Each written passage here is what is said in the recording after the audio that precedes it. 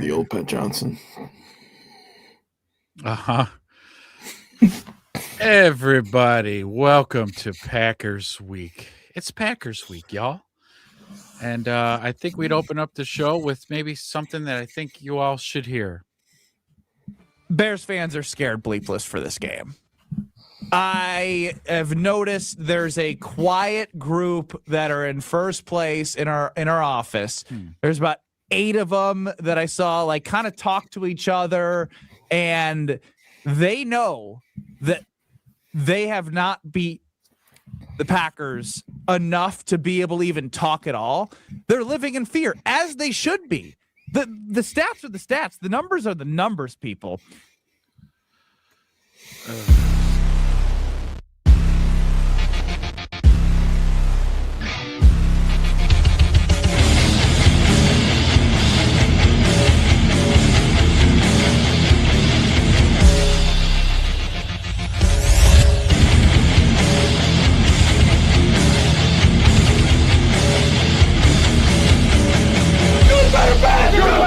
Never let it rain. Never let it rain. Good gets better. Good gets better. And you better get better. Anybody gets better.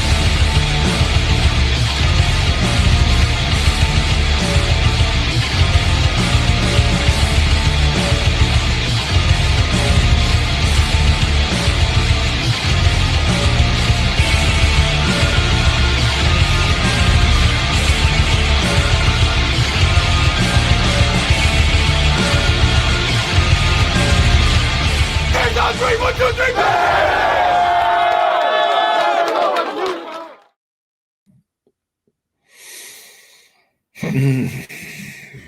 Any of y'all scared? Are any of you Bears fans? Are you scared? Scared of this Sunday? Probably not. I can't speak for the masses, but I can speak for myself, and the answer is no. No. No. Maybe we should ask Ben Johnson on how he feels, maybe about the Packers. And let's check on Ben, see what he says. Yeah.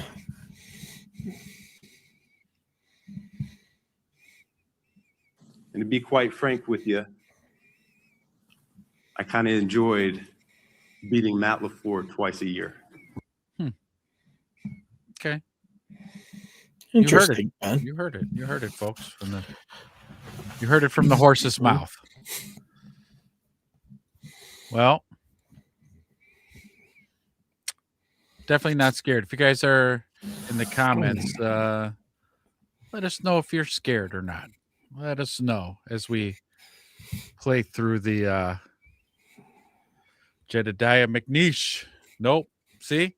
Yep. Nope. That's a big no from Jedediah. Us neither. Not scared either. But let's continue to the guy. He makes a case. Let's hear him out. Okay. Hear him out. Yeah.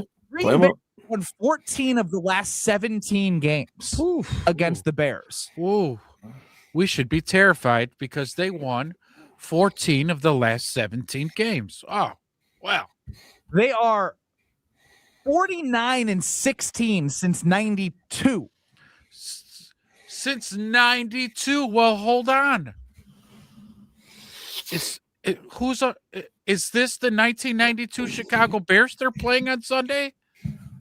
I know I'm getting to the end of my calendar, but I'm pretty sure it says 2025. 92? Is Brett Favre still their quarterback? 1992? Let me tell you something, Green Bay fans. You want to go back to Favre? You want to go back to Aaron Rodgers? And then you got yourself Jordan Love. Let me tell you something. This Jordan Love iteration of your quarterback dynasty is the least impressive of the 3. Aaron Rodgers was still your quarterback in his prime? Yeah. Maybe I'd be like, I don't know, Bears fans. It's going to be a tough one. But it ain't. It's Jordan Love. Let's settle down. So let's talk about our quarterback. I mean, if you can name 3 quarterbacks, okay, maybe 3 recent ones, pretty easy. Name me 5 quarterbacks since 1992. If you could name me one or two quarterbacks in the 90s, I'll be impressed. But if Jim we're going Miller. to talk, yeah, Eric Kramer, Eric Kramer. our passing leaders of all time. Yeah. Go to church. That's right. Amen, Scared, brother. Go to church. Because we're not scared. Not I do believe Caleb is unbeaten in Lambeau Field in his career, is he not? Ooh, that is correct. Yeah. Mhm. Caleb, undefeated at Lambeau. Hasn't lost to the Packers all year either. I don't think it's going to start this week. Yeah, technically, in 2025, Caleb is undefeated versus the Packers. It's just if we're throwing around facts, there's a few for you. Yeah. Numbers. You're throwing numbers around. This guy's taking antiquated numbers, records, and using them like they fucking matter this Sunday. Mm-hmm. If the Packers are 46-12 since 1992. Well, lo and behold, we wake up in 2025. So all those past numbers mean shit. Mm-hmm. Let's play the numbers game. Here's a fucking numbers game for you. Hey, Ben Johnson's 5-1 against you. How about those for obscure numbers to throw around? Yeah. 5-1 against the Packers. Ben Johnson is. So Bears have won 9 out of their last 10. one less. Yeah. There's some numbers. Packers 8-3-1. Let's go around the horn here. The games you guys have lost: Cleveland Browns, that's who you lost against, Carolina Panthers, and the Eagles. Then your little tie, Cowboys. Mm-hmm. Let me tell you what we did. The proverbial we. I don't play for the team. Right. The royal we. The Cowboys and the Eagles, we whooped their ass. Convincing ass whoopings. Mm-hmm. Let's, draw some more parallels. Didn't the Packers lose to a Joe Flacco-led Browns team? Yeah. Mm-hmm. I do believe the Bears beat a Joe Flacco-led Bengals team. Yeah, certainly did. I would assume we would all say that the Bengals have slight upgrade in weaponry on offense compared to the Browns. Yeah. But we haven't played the Browns yet, so I guess we'll have to wait to see how that matchup we got to get through the Packers first. Yeah. God forbid, I don't think we could beat the Browns. The best 8-3-1 team out there, right? Well, I don't know. Let's look at the teams that they've beaten. Let's do this. Okay. Because I know we're, in most people's opinions, the fakest, most fraudulent 9-3 team. Because we didn't beat anybody. Okay, Green Bay, let's see who you beat.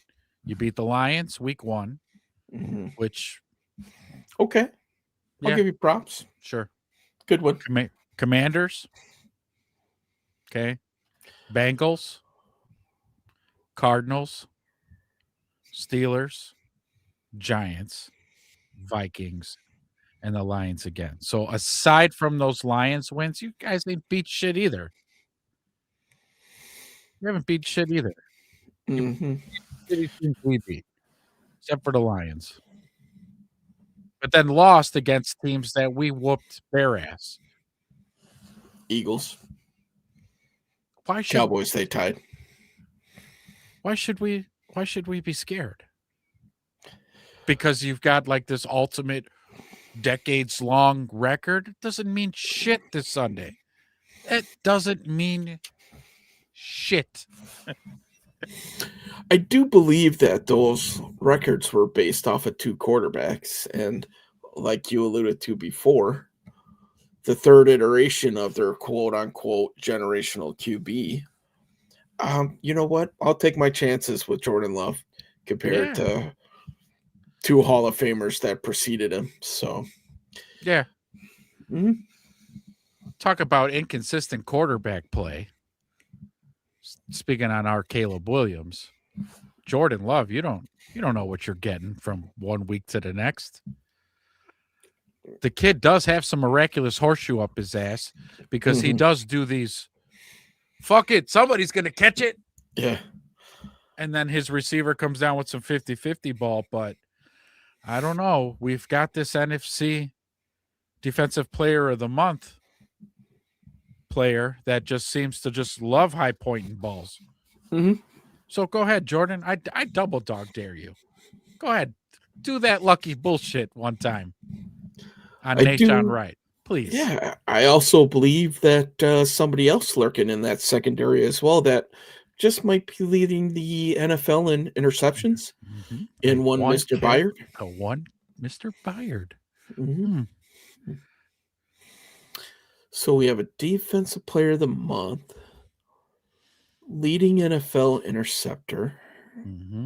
We have an offensive line that can match up with some pretty good teams now. They handled the Philly. They handled the Steelers. What are we again? What are we scared about? Bears fans, some of you are filing in. Take your seats. Take your seats. As you find your seats, drop in the chat and let us know. Are you scared of the Packers? Yeah. Are you scared? Anyone scared? Scared in the back? Are you scared? I don't see anybody over there with their hands up. Nobody over there either. Hey, all you guys in the south end zone, are you guys scared back there? Yeah, they're saying no either. I'm going to guess it's a resounding no. I mean, I'm on Twitter often, keeping up with Bears Twitter. Nobody's scared.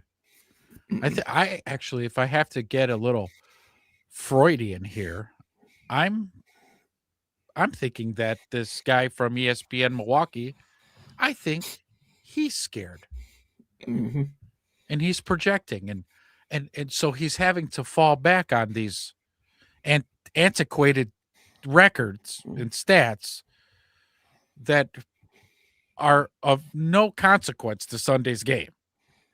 He's just going on nostalgia points here of why the Bears fans should be scared and why he's so overly confident that they're going to beat us on Sunday.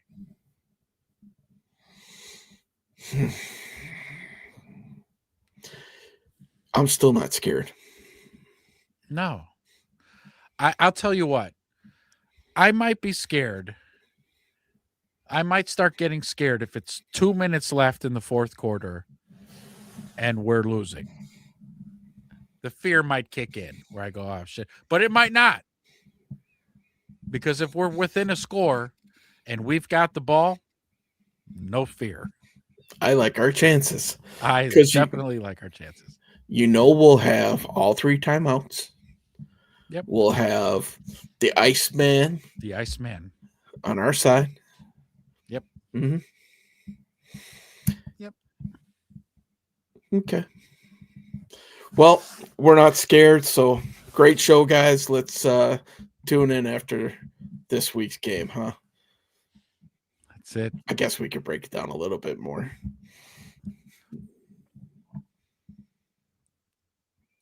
So we shall.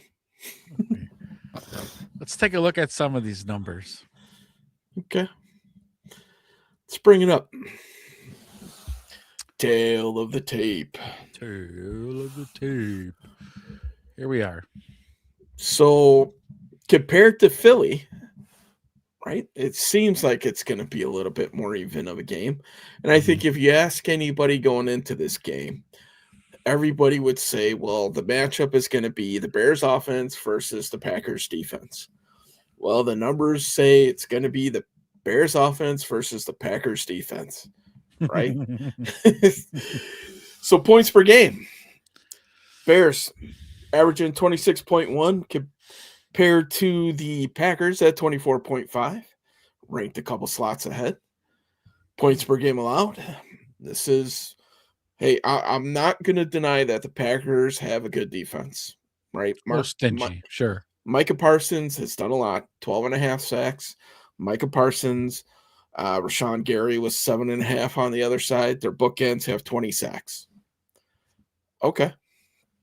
All right, so points per game allowed, 25.6 by the Bears, 25th. Packers only giving up 18.8. So, can the Bears score their average for the season? I think if they do, then I think the Bears are coming out with a W in this one, quite honestly. Yep. Third down offense, the first time that I've seen the Bears being beat by somebody, 49.3 for the Packers compared to 43.9. Still first, sixth. The Bears have been great on third down. Packers obviously leading the league, probably for the same reasons that the Bears are doing so well. Mobile quarterback, good run game. They're usually in short down and distance, typically. So we'll see. That's going to be a good matchup to see. Can the Bears get off the field on third down, which we're looking at for the next stat? 36.1, Bears are 7th compared to 38.4. 17th for the Packers. Yards per game on offense. How many years do you think it's been since the Bears have averaged more yards per game compared to the Packers in a season? Oh, wow. Yeah, who knows? 1992? You're right. 1992. We're going to go with that. So 374.3 a game. 6th in the NFL against the Packers, averaging 340.6, 13th in the NFL. Rushing yards.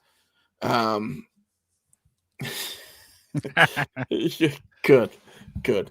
I have a feeling the Bears will help you out here, buddy, and they're going to help back you up. So yeah, I think you're going to be all right. Yeah. The passing yards per game, 220.4. Actually, I think I was on the rushing yards. 153.8 for the Bears compared to 117.2. The Bills ended up knocking them out at first after their game, but it's pretty close, right? 2 yards. Yeah. 2 We're yards behind the Bills by 2 yards. The Bills can thank Josh Allen for that mostly. Well, when he's just torn up by the time he's 31 and Caleb is going strong, we'll have the last laugh there. Just saying. Passing yards per game, pretty close here. 220.4 for the Bears, ranking 15th compared to the Packers. 223.4, ranked 13th. That's going to be a great matchup, I think, on both sides. What are the Bears going to be able to do against the Packers in that pass rush? What are the Packers going to be able to do against that Bears secondary? Can't wait to see it. Yep. Yards per game on defense, Bears are giving up 359 compared to the Packers, 284.8. Packers have probably overall top 8 defense, I would say. Rush yards, Bears giving up 133.8. Packers giving up less than 100. So, again, another great matchup to watch. Yep. Let's see if we can increase that average a little bit for those guys. And then finally, defensive pass yards allowed per game, 225.2 for the Bears, 22nd, compared to 186.5 for the Packers, ranking 6th. So, yeah, pretty close head-to-head. Yeah, but I think we've all been in agreement that the Packers defense is a little stout. Mm-hmm. And I forgot the most important stat. I just glossed right over it. Turnover margin. Bears plus 17, they're first by far. Compared to the Packers plus 4, 11th. So Bears take care of the ball pretty well. They take it away. Packers about, they do okay, but not great. Yeah. I'm definitely I'm predicting for us to get a turnover or 2. The Packers aren't getting out of these 60 minutes without giving us that fucking ball. Yeah. It's just what our guys do. They harp on it and they do it. And the stats show it. So, yeah, I'm not sure Packers are getting out of this one without giving us the ball once or twice. Jordan Love seems to be very giving this year. We saw that squared out fumble last week, I think, against the Lions, where it just squeezed right out of there. We saw some just horrendous throws against the Panthers when they played them, just chucking it up in the middle of the field.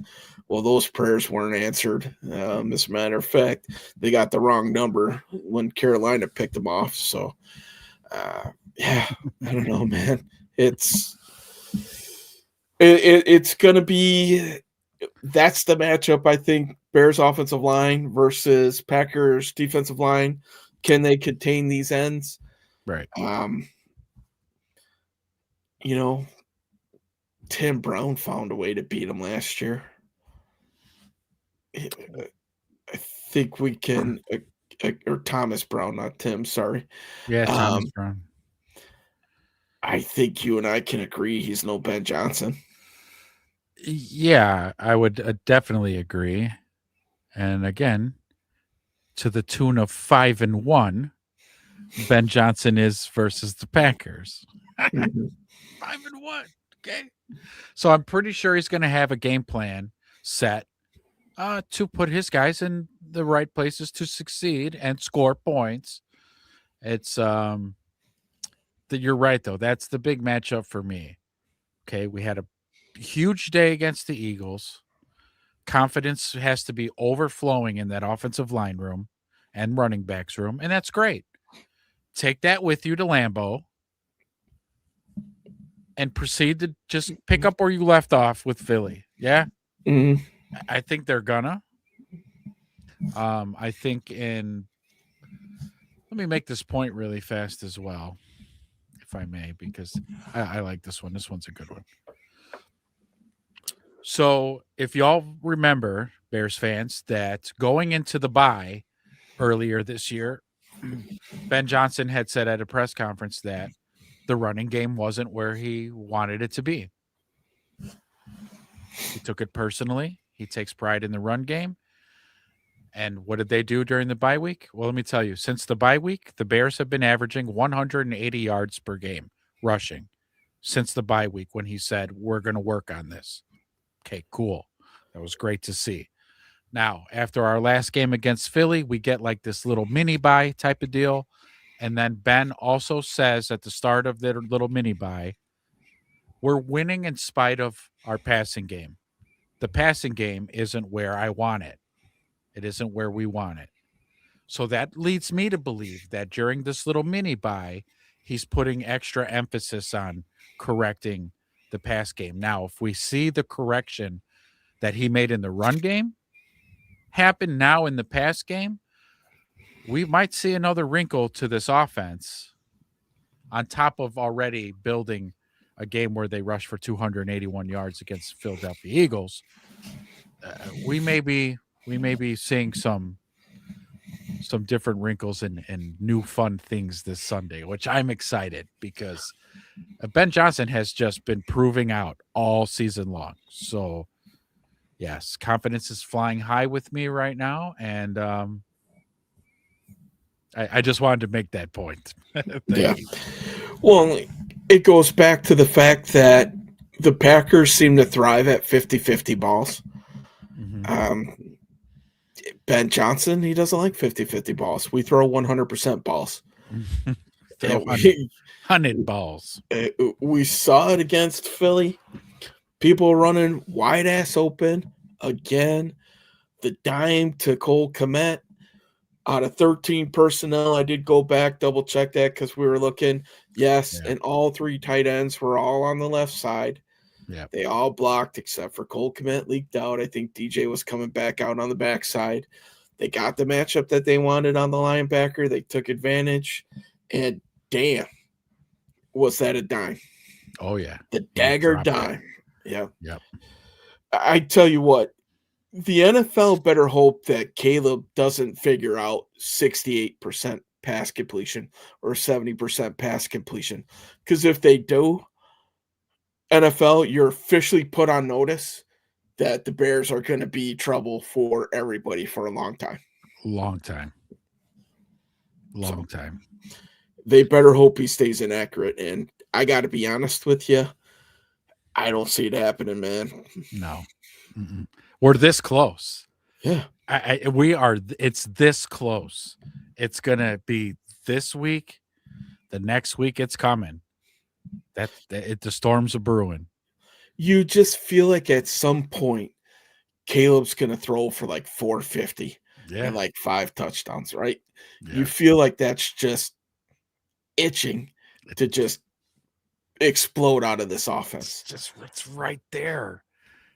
It's right there. We see it. Yeah. You know, At the end of the year, cold weather, we might have to wait a few extra weeks.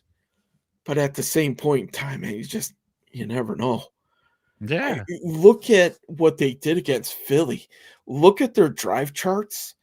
How many double-digit play drives did they have? It seemed like every time they touched the damn ball, they ran at least 11 plays. Hence the reason why they dominated time of possession. 2/3 of the game that they had it. Yeah. You keep doing that. We've talked about it, man. The run game, time of possession. If you control those two things game in, game out, and on top of that, we've been controlling the turnover margin. Why do you think they've rattled off so many wins? How do you think they got 9 wins this season? That's what I'm saying. Yeah. That was our whole thing with one of our last shows about like having to.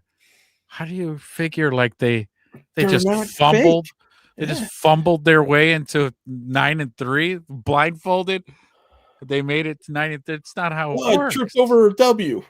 Yeah, Here we go. They don't. That's not how it works in the NFL. Oh. We saw all last year with the Flus how you fumble your way out of victories over and over and over. So no, the wins don't come easy.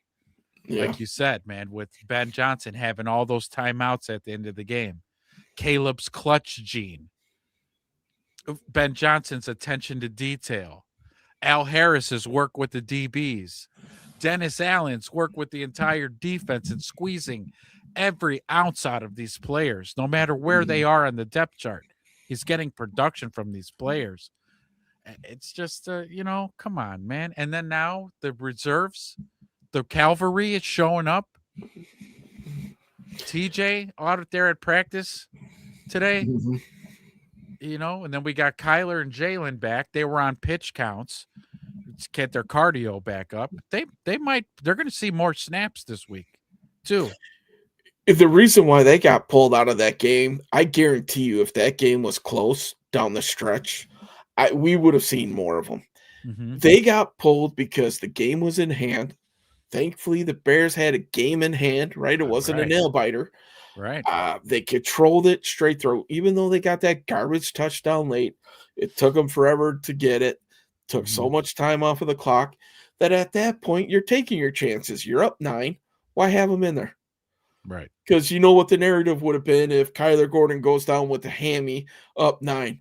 Why was he out Yeah. there? Fucking Yeah. A. Exactly. So, Wow. hey, I like where it's at.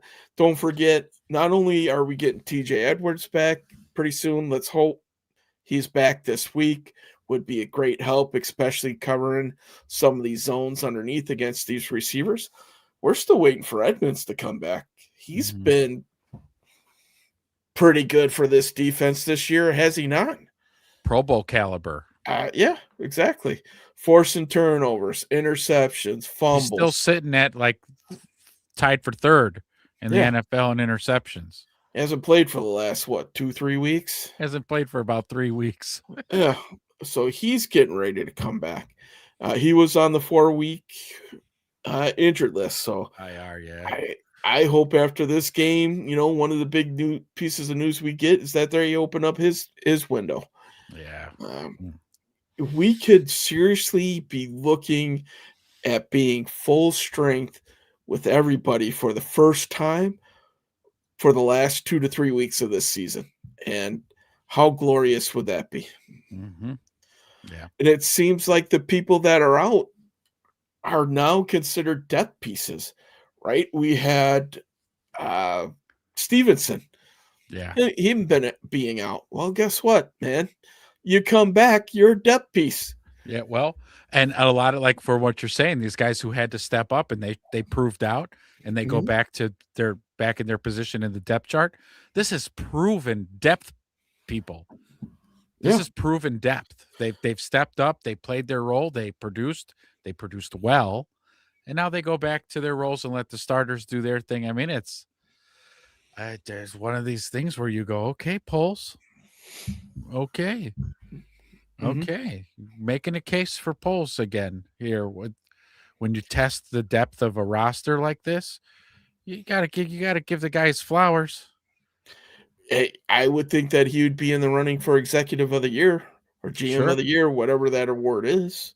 Yeah, sure. Speaking of that, Ben Johnson, he should be in the running. Last I saw, he was like second or third longest odds behind Vrabel. Well, Yeah, I tell you what, man, it should be Vrabel and Johnson 1-2, and I don't think they should be that far apart. Quite Right. honestly, right. you know, it's I get it.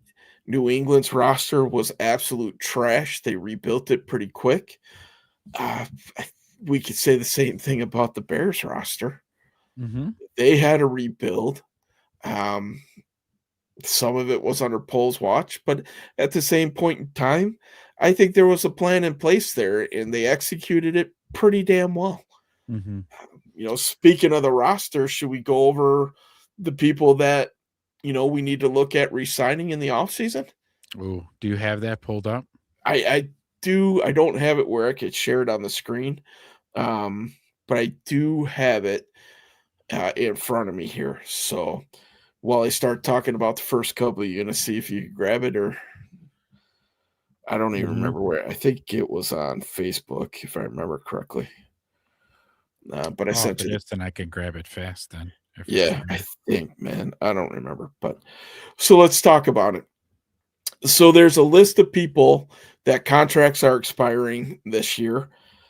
Kevin Byard being number one, Brisker, Nashawn Wright, which we talked about him. We knew he was a 1-year signing. CJ Gardner, that's going to be an interesting one. Billings, Owens. At this point, we'll get into a little bit deeper dive on each of these guys. Lamade Zacchaeus, I'm a little surprised they only signed him for a 1-year deal. And then Theo. So, I mean, we might as well start from the top, right? Kevin Byard. Do we need to re-sign him in the offseason? That's a no-brainer for me. 100% yes. Maybe a 2-year deal, something along those lines, right? I think he's got to be at the top of the list at this point. I'm trying to see if I could zoom in a little bit more.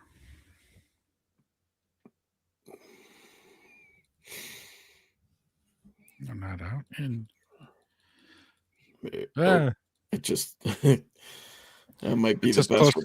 That's the Yeah. close I'm getting it. But yeah, all right. So here's the guys coming up, right, that have contracts that are about to expire. We could, like you said, we can start right at the top. Sorry, Byard, sign them. sign him. Yep, Sign them. You go right away. Sign them. 100% sign him. I don't care if you keep doing 1-year deals with them, whatever the case may be. Absolutely. Amen, brother. Bears work too hard to lose to Green Bay. Exactly. Which is why I don't think that we're gonna. No, We've shown too much, especially that last big win against Philly, beating them up in their home like that. Just take that same energy to Lambeau. Cut, copy, and paste. Yes, sir. Thank you for chiming in, man. Thank you so much. yeah, just ground and pound them to death. The Bruise brothers, right? Yes. The Bruise brothers. Yeah. Jaquan Brisker. Let's wait to talk about him because we definitely got to sign Kevin Byard. But Brisker, let's put that on pause. We'll come back to Brisk. Nashawn. Yeah. Sign him. Sign him, right? Pro Yeah, sign Bowler, him. right? Yeah, It's Pro gonna Bowler. be tough. That one makes me the most nervous. It might be tough to sign Byard and Wright. Because let's be honest now, Wright earned himself some money this year. So, and I don't know if the Bears are going to be the ones who are going to be able to pay him, but whatever he gets, that young man deserves. CJ Gardner Johnson. Hold on, let me add a little bit more to Nahshon though too. Okay. You know what would worry me about Nahshon too is it sustainable? Is this like a hot flash in the pan, and then you sign him, and then all of a sudden, he kind of disappears a little. It's tough, man. It's tough, but try to get him on as much as a team friendly deal as possible. Okay, let's put it like this. All right, let's continue on with Nahshon before we get off of him. Who would you rather have opposite of Jalen? Would you rather have Stevenson over there, or would you rather have Nahshon? So that's I guess that's the question you got to ask yourself. That is. Who would you rather have? I really like Tyreek. I really do. Except he doesn't have this kind of production. He doesn't have that type of ball does. skills Right. at all. Right. Well, because you have Stevenson. He's not on this list, so he's not due a contract.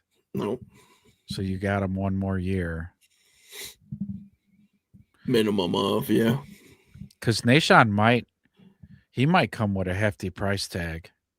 Yeah, and I don't think that you can afford to franchise tag him or anything like that. Did the Bears use the tag this year? I don't think they did. I don't think so. No. Because a top 5 corner is making killer money. Probably pretty close to what Jalen's making. Yeah. Yeah. I would love the Bears to re-sign him. I think the kid's played into a bigger contract than what the Bears might be willing to pay, especially with having Stevenson signed. So that might be a factor where Poles isn't really even given an option because Atlanta or New Orleans or something just wants to break him off. Mm-hmm. And God bless, kiddo. Yep. You go there and you take that money, money, bro. Yeah. Yep. The way that you played for the Bears this year, even if the season were to end today, you earned that money and you brought a certain tenacity to this defense and just contributed to the turnover machine. Yeah. You deserve to get paid, bro. I just don't know if the Bears have the money in the piggy bank right now. Yeah. Well, and then also think too about the rest of our cornerback room. There's still depth. Terrell Smith right behind Stevenson, so it's like, and then with the next guy coming in here on the list, CJ. Okay, so you're probably picking one of the two. Well, aside from Nahshon getting a huge contract, do you sign CJ again?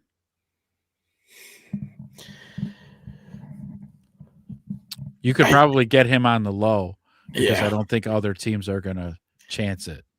I think what it ultimately comes down to is that who do you want more? Do you want Brisker or do you want CJ? I think looking into my Poles crystal ball, I think that's the question you got to ask yourself. Who's going to be more productive? Yeah. And you and I both know, I think we have similar answers in our head. Yeah. Yeah. So we'll come back to Brisk. Yeah. All right. So Andrew Billings. He's doing nothing for the Bears this year. Yeah. One of the lowest graded PFF grades as a D tackle They brought him in to stuff the run, and he sucks against the run. Yeah, So, we might not be seeing him. no. Jonathan Owens, depth piece. So he's a depth piece, special teamer. hmm So, yeah, team friendly deal. He'll Yep. do it. He's been bouncing around quite a bit. If the Bears would take him back, I think so. This is another interesting one. This is one. OZ.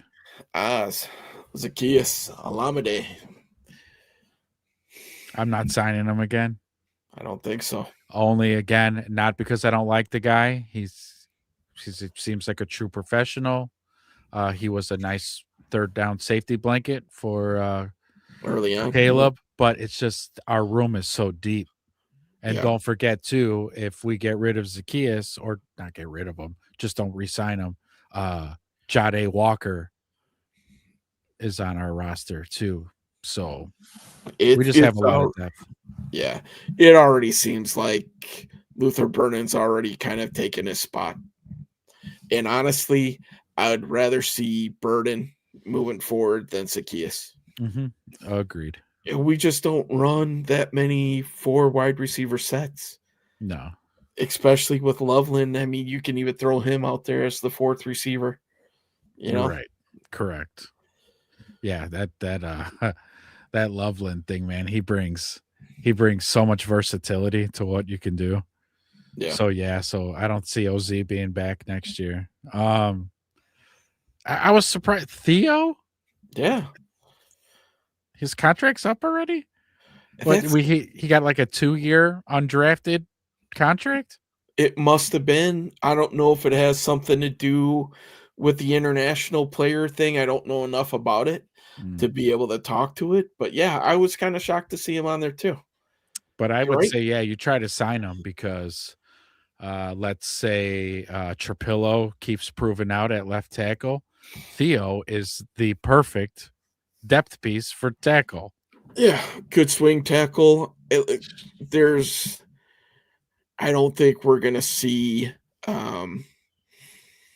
Braxton Jones back. So Theo's the No. cheaper replacement for that, a way to Yes. save money. And the production between Theo and Braxton, I would start Theo over Braxton if it came down to it. Yes, all day.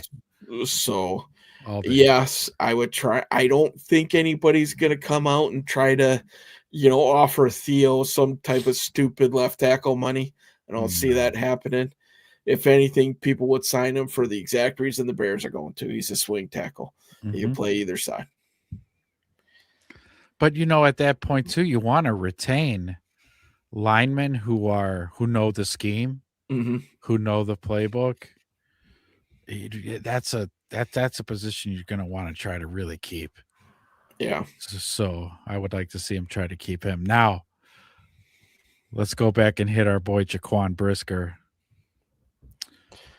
That's Brisk, baby. You sign him? Sign him again?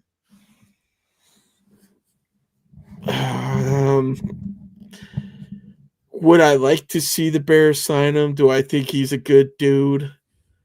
I guess those are 2 different answers for me. Yes, I think he's a good guy. Yes, I think he's a good teammate. Me personally, I don't think you do. Yeah. I think I'd rather have CJ back there. Yeah. So if you do that and you can say you don't sign Brisker and you sign CJ to 2 years or something. Mhm. Let me flip that and say, not sure what you do with CJ, but let's look at Brisker and say, how many games have you missed in your 4 years? Mhm. A lot. So you've been healthy so far this year, but what have we seen? You're in the wrong position an awful lot. Yeah. You're taking terrible angles a lot. And deep passes, you're 2 yards behind the receiver. Like, it hasn't really been an awesome year for Brisk. Yeah. And I think if you look at what Brisker does well, he plays great along the line of scrimmage, great at blitzing. Yeah, it's great in the box. Yeah. I think CJ might be just as good, if not Just as better. good. Yeah.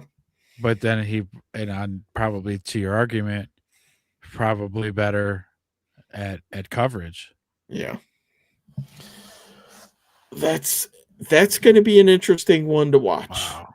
It 'Cause- really is too, because Brisker plays a huge role in terms of like leader / morale / let's also factor in that Poles really gets attached to his draft Yeah. picks. And so this could be a thing where he's going to give Brisk an extension just because he loves the kid, you know? Do you think he lets him go test free agency to see what his market is? I could see him doing that with Brisk, telling him Mhm. go out there and see what you get, and if Let if it's us something give a chance we to can match. match, we'll match.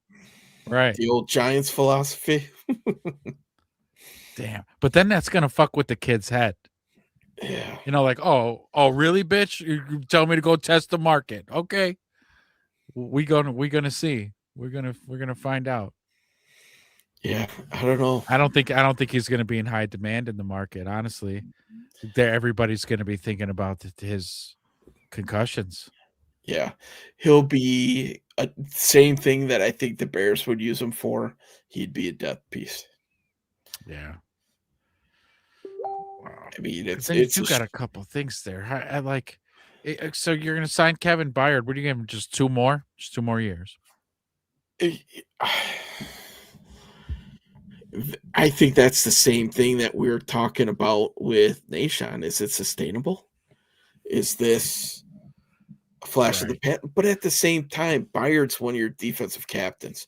He's one of Mhm. your team captains. Yeah. He's one of those veterans that gets the team ready, that has been a key piece in turning this culture around. Mhm. For that, I got to think until his play really just falls off. And I think, when we talk about the Bears drafting for defense, safety is definitely going to be an area where they have to draft. We so agreed. Yeah, we need to draft safety. Yep. Yes. D-line and safety. Linebackers, we probably still have another year before that becomes an issue. And I Right. tell you what, with the depth that we have at linebacker, I don't even know if that is an issue anymore. I mean, look at Right. what those guys have done in the backup role. It seems like we got pretty good depth there. Right. So, yeah, I don't know, man. It's gonna be interesting. Yeah. I would hate to be Poles at the end of this Yeah. season. This is why he makes the big bucks. Mhm. I wouldn't be surprised for like a team thing if Byard isn't done by the end of the year. I can see that happening, or done shortly into the offseason, which is it's going to be a while before we get to that. So could Pulse offer guys contracts at any point during the season? I don't know exactly how that works, but I don't see why not. Because could he shock us all and we get some news about a contract extension for Nashon Wright after NFC Defensive Player of the Month, second in the league in interceptions. I think he's first in the league overall with turnovers, period. Yeah, I think you're right. Let me Google that. Anybody in the chat, 22 of you, do you know, can GMs offer contracts in the middle of a season like this? I bet you Poles is kicking himself in the ass right now for not, putting Nashon on like a 2 or 3 year deal. Granted, he was a fifth corner. There's reasons why you don't do that, but I don't know. We'll see.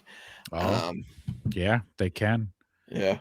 I was going to say, I would assume that you can, because they're under contract. You can extend them whenever you want. why not? It's not like you're signing free agents where there's a period for that. Yeah. Or, the trade deadline where, because you could still add players at this point to the practice squad as long as, they cleared waivers and everything else if they were cut by teams. So why not be able to sign people? So that's weird. Have you seen that on Twitter lately? Like some teams have waived or let go of players. Yeah. And I know on Bears Twitter, they're like, oh, the Bears should check out this guy or check out that guy. I was like, nah, man, we're good. Yeah, Darius Slay from the Steelers, right? That the Browns just picked up. Yeah, that was one. Yeah. Yeah, that's probably the biggest name in the last week. No offense. The Bears didn't need to kick the tires on Darius Slay. They also didn't need to kick the tires on Asante Samuel either, even though everybody wanted them to sign him too. We don't need him. Thank God. No, thank God. Yeah. They didn't do that. Again, our cornerback room we already have enough depth. And then who signed him? Steelers? Steelers did, yeah. And then put him right on the practice squad. Yep. And that's corresponding move, I think, was Slay like a week later. So, yeah. Tough decisions for Poles. Good luck to him. Well, I'll be rooting for him. Yeah. So just a quick update. I know a lot of us are probably one eye on this and one eye on the Lions game. They're at halftime right now. Lions are up 20-9. Yeah. We need the Cowboys to mount a comeback. And let's be honest, the Cowboys have been a second half team during this nice little run that they have. So yeah, Dallas got them right where they want them. Right, exactly. So right where they want them. Yeah. So we'll see how this one shakes out. So we'll keep an eye on that for you guys as well. So. Well, again, more of you filed in. You found your seats. Any Bears fans out there in the chat? Any of you guys scared? I know you heard the all around Twitter and on social media, the Green Bay Packers radio pundits saying that the Bears fans should be scared. Is anybody scared? I'm trying to take a census. I'm taking a poll because right now, us two on the stage here, we're not scared. We had a couple people chime in the comments. We got our boy here, Jedediah. He says nope. Okay, he's not scared.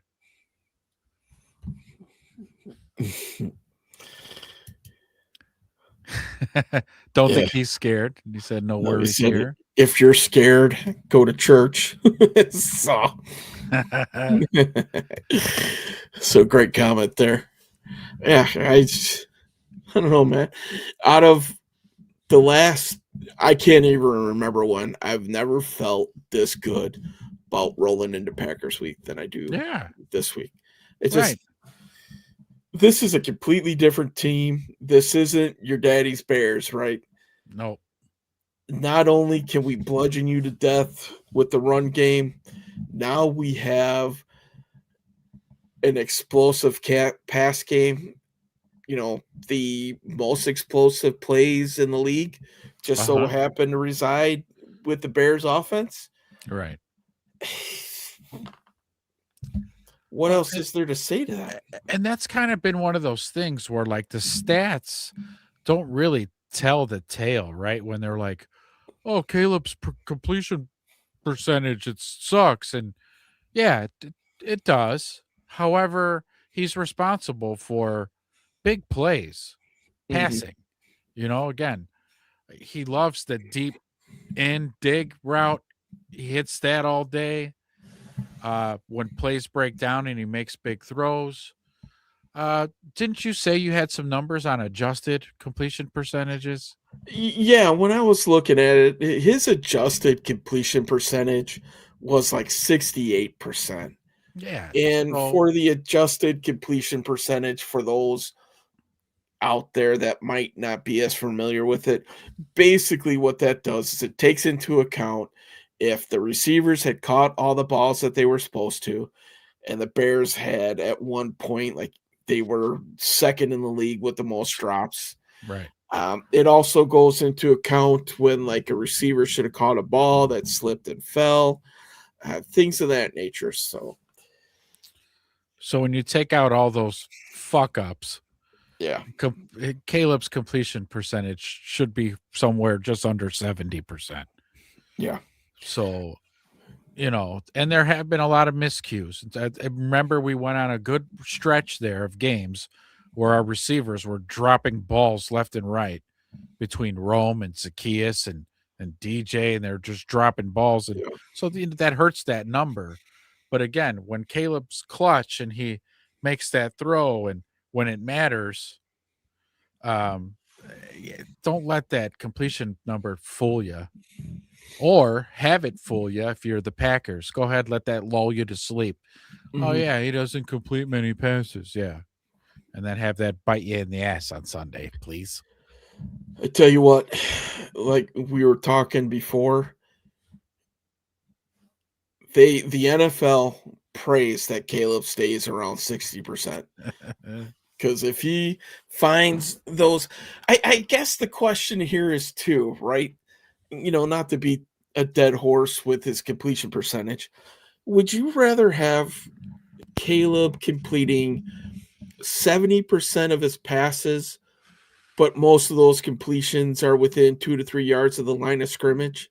Right. Or would you rather have him completing 58 to 60% of his passes, where the ones that he's missing are 15 to 20 yards downfield? Right. I know where I'm residing on this. Yeah. Because we spent 5 years watching the ladder. Right? Correct. Yeah. Screen, left. Yeah. Screen. Bubble screen. Bubble screen. screens. Yeah. Picked off screen. Darted off screen. Yeah. 6 screen. Yeah. So I would definitely, obviously, I think as fans, even NFL fans in general, you want to see those chunk plays. Mhm. You want to see that 30-yard touch pass to Cole Kmet to put the game away. Those are the ones you want to see. If he's hitting those, I'll take that. Whatever, kiddo. Yeah. 59%, 60, whatever. You just keep doing that. Completing 60% of your passes, rushing for $150 to 200 yards a game, leading the NFL in explosive plays, offense, top 6 in the league for yards per game. I'm good with it. I really am. Cut the sacks way down. Yeah. Just become a little bit of a Houdini in the pocket. He's going to need a little bit of that magic this week, I think. But he is. He's going to see some fierce pass rush this week. Mhm. Again, just picture. I mean, again, we're a different team, though. But let's just picture the Raiders game. Remember how Max Crosby was being a one-man wrecking crew? Yeah. Well, Parsons can definitely do that. I could see him being a menace in that caliber, but we're a different team now. I feel the offensive line has a better feel for each other, playing with each other, and Trapillo is a much better pass blocker than Theo. Mhm. And we're most likely probably not going to throw screens this game, if I had to guess. There's going to be Nothing zero quick like that. screens. Yeah. Nope. Though Michael likes to come inside quite a bit, so who knows? Well, Maybe. here and tell me this too, because one of the podcasts I listened to, they had a Packers radio guy as a guest on their show to talk about the Packers, and actually, Micah Parsons' weakness is run defense. Mhm. So you know what we do? Duo.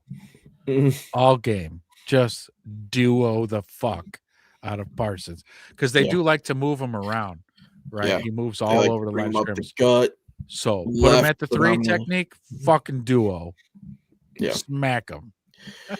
I tell you what, if he lines up as a 3 against this offensive line, no matter which way, 100%, you run it right at his Yeah, ass. I would. What is it? Kill, Yeah. kill. Can. Yeah. Yeah. Right into Flip a it. run. Yeah. Flip that sucker, go right at his ass. You're either going to have Jackson beating the shit out of you all day, or you're going to have Tony. Yeah. Either way, you're getting your ass kicked for the majority of the day. Oh, by the way, Dalvin's going to come and punch you in the kidney while he's at it. So, As he's passing you by, he punches you in the kidney and then goes to the linebacker. mhm. Yeah. Yeah. It's Isn't that what they used to do to Lawrence Taylor? I mean, that Mhm. was a well-known thing. it's what you're Run supposed to right do. at him. TJ Watt. You can look at what they did at arguably the best defensive lineman in the game right now, in Jalen Carter. Oh, right. Did we hear his name hardly at all that game? No. Other than, holy shit, Jalen Carter just got pancaked. Yeah, he just got snatched down by Darnell Wright again. Yeah. That was the only time I heard Jalen Carter's name, Yeah. when he was on the receiving end of a hammering block. Yeah. So again, the run game is what is probably my most confident thing with our offenses. You just start doing that. You run it, you tire them out, you demoralize them, and then you could start running wrinkles off of that once they don't know what weighs what. Because I did watch a couple guys break down the film of the Eagles game, and at some point during the game, the defensive linemen for the Eagles were playing on their heels because now they don't get to play fast because they don't know if the Bears are coming jet sweeping or off tackle or up the A gap. They don't know. So that Mhm. little hesitation is our offensive linemen's playground. That one little millisecond pause of what are they doing? Smack. Too late. 15 yards down the field, Kyle Monangai is. So I think they do that with Detroit, with Green Bay enough. And I ain't scared. Then, the flip side too with Green Bay's offense. So Jacobs came back last week. So we'll probably see him this week. And he's a good running back. He's good. Mhm. And our run defense still ain't all that. We're pretty porous still in the run defense. But if TJ comes back and we got Kyler Gordon and CJ, I also had heard that we were running a big dime a little bit against Philly, which we'll probably see again this week, where you got Jalen, Nahshon, CJ, Kyler, Byard, and Brisker. Yeah, go ahead, run it. Mhm. So I was just kind of looking at the Detroit games, the two Detroit games that the Packers had played against them, because in terms of running attack, probably the most similar is going to be Detroit's two-headed monster. Obviously, similar scheme. So just kind of looking at these games. So looking at the game in Week 13, just taking a look at the Detroit rushing stats. Gibbs carried the ball 20 times for 68 yards, 3.4 crack. Montgomery 8 for 32. So the Lions 30 rushes for 119 yards. So It's not too bad. It's probably just on par. yeah, Average it's day. probably a little low. I think if the Bears were to go out there and run it for 30 times for $1.19, they would be disappointed in that. The GOAT. Caleb's not a good quarterback right now. Well, because maybe you just tuned in, but just like a second ago, we were saying, like, you may be right on the surface, but if you just dig a little bit deeper, yes, his completion ratios are down, but he completes like these big chunk explosive plays, though. He does that, and so Drew brought up a good point. Now answered his question for me. GOAT, would you rather, we're going to play a game of would you rather. Would you rather have the kid be completing 70%, but averaging 5.5 yards a throw? Or would you rather have him be at the 58, 59%, but he's hitting 15, 20-yard chunks on those? Yeah, but he's leading the league in explosive passing plays. So it's kind of like pick your poison. And you're right. He's not a complete quarterback yet. that's something that we've kind of been griping on the show a lot is Mhm. that's going to happen. It's going to happen. And when it does, it will be a glorious time. We're not there yet, but like we're this close, man. We're like this close. And we're just kind of waiting. And it's going to be one of these weeks that where the kid's just going to pop off and we're going to be like, that's it. It's a wrap. He's arrived. But I think he is a good quarterback right now. Just again, inconsistent. And I don't think it's all fully on Caleb either. It's on the route runners.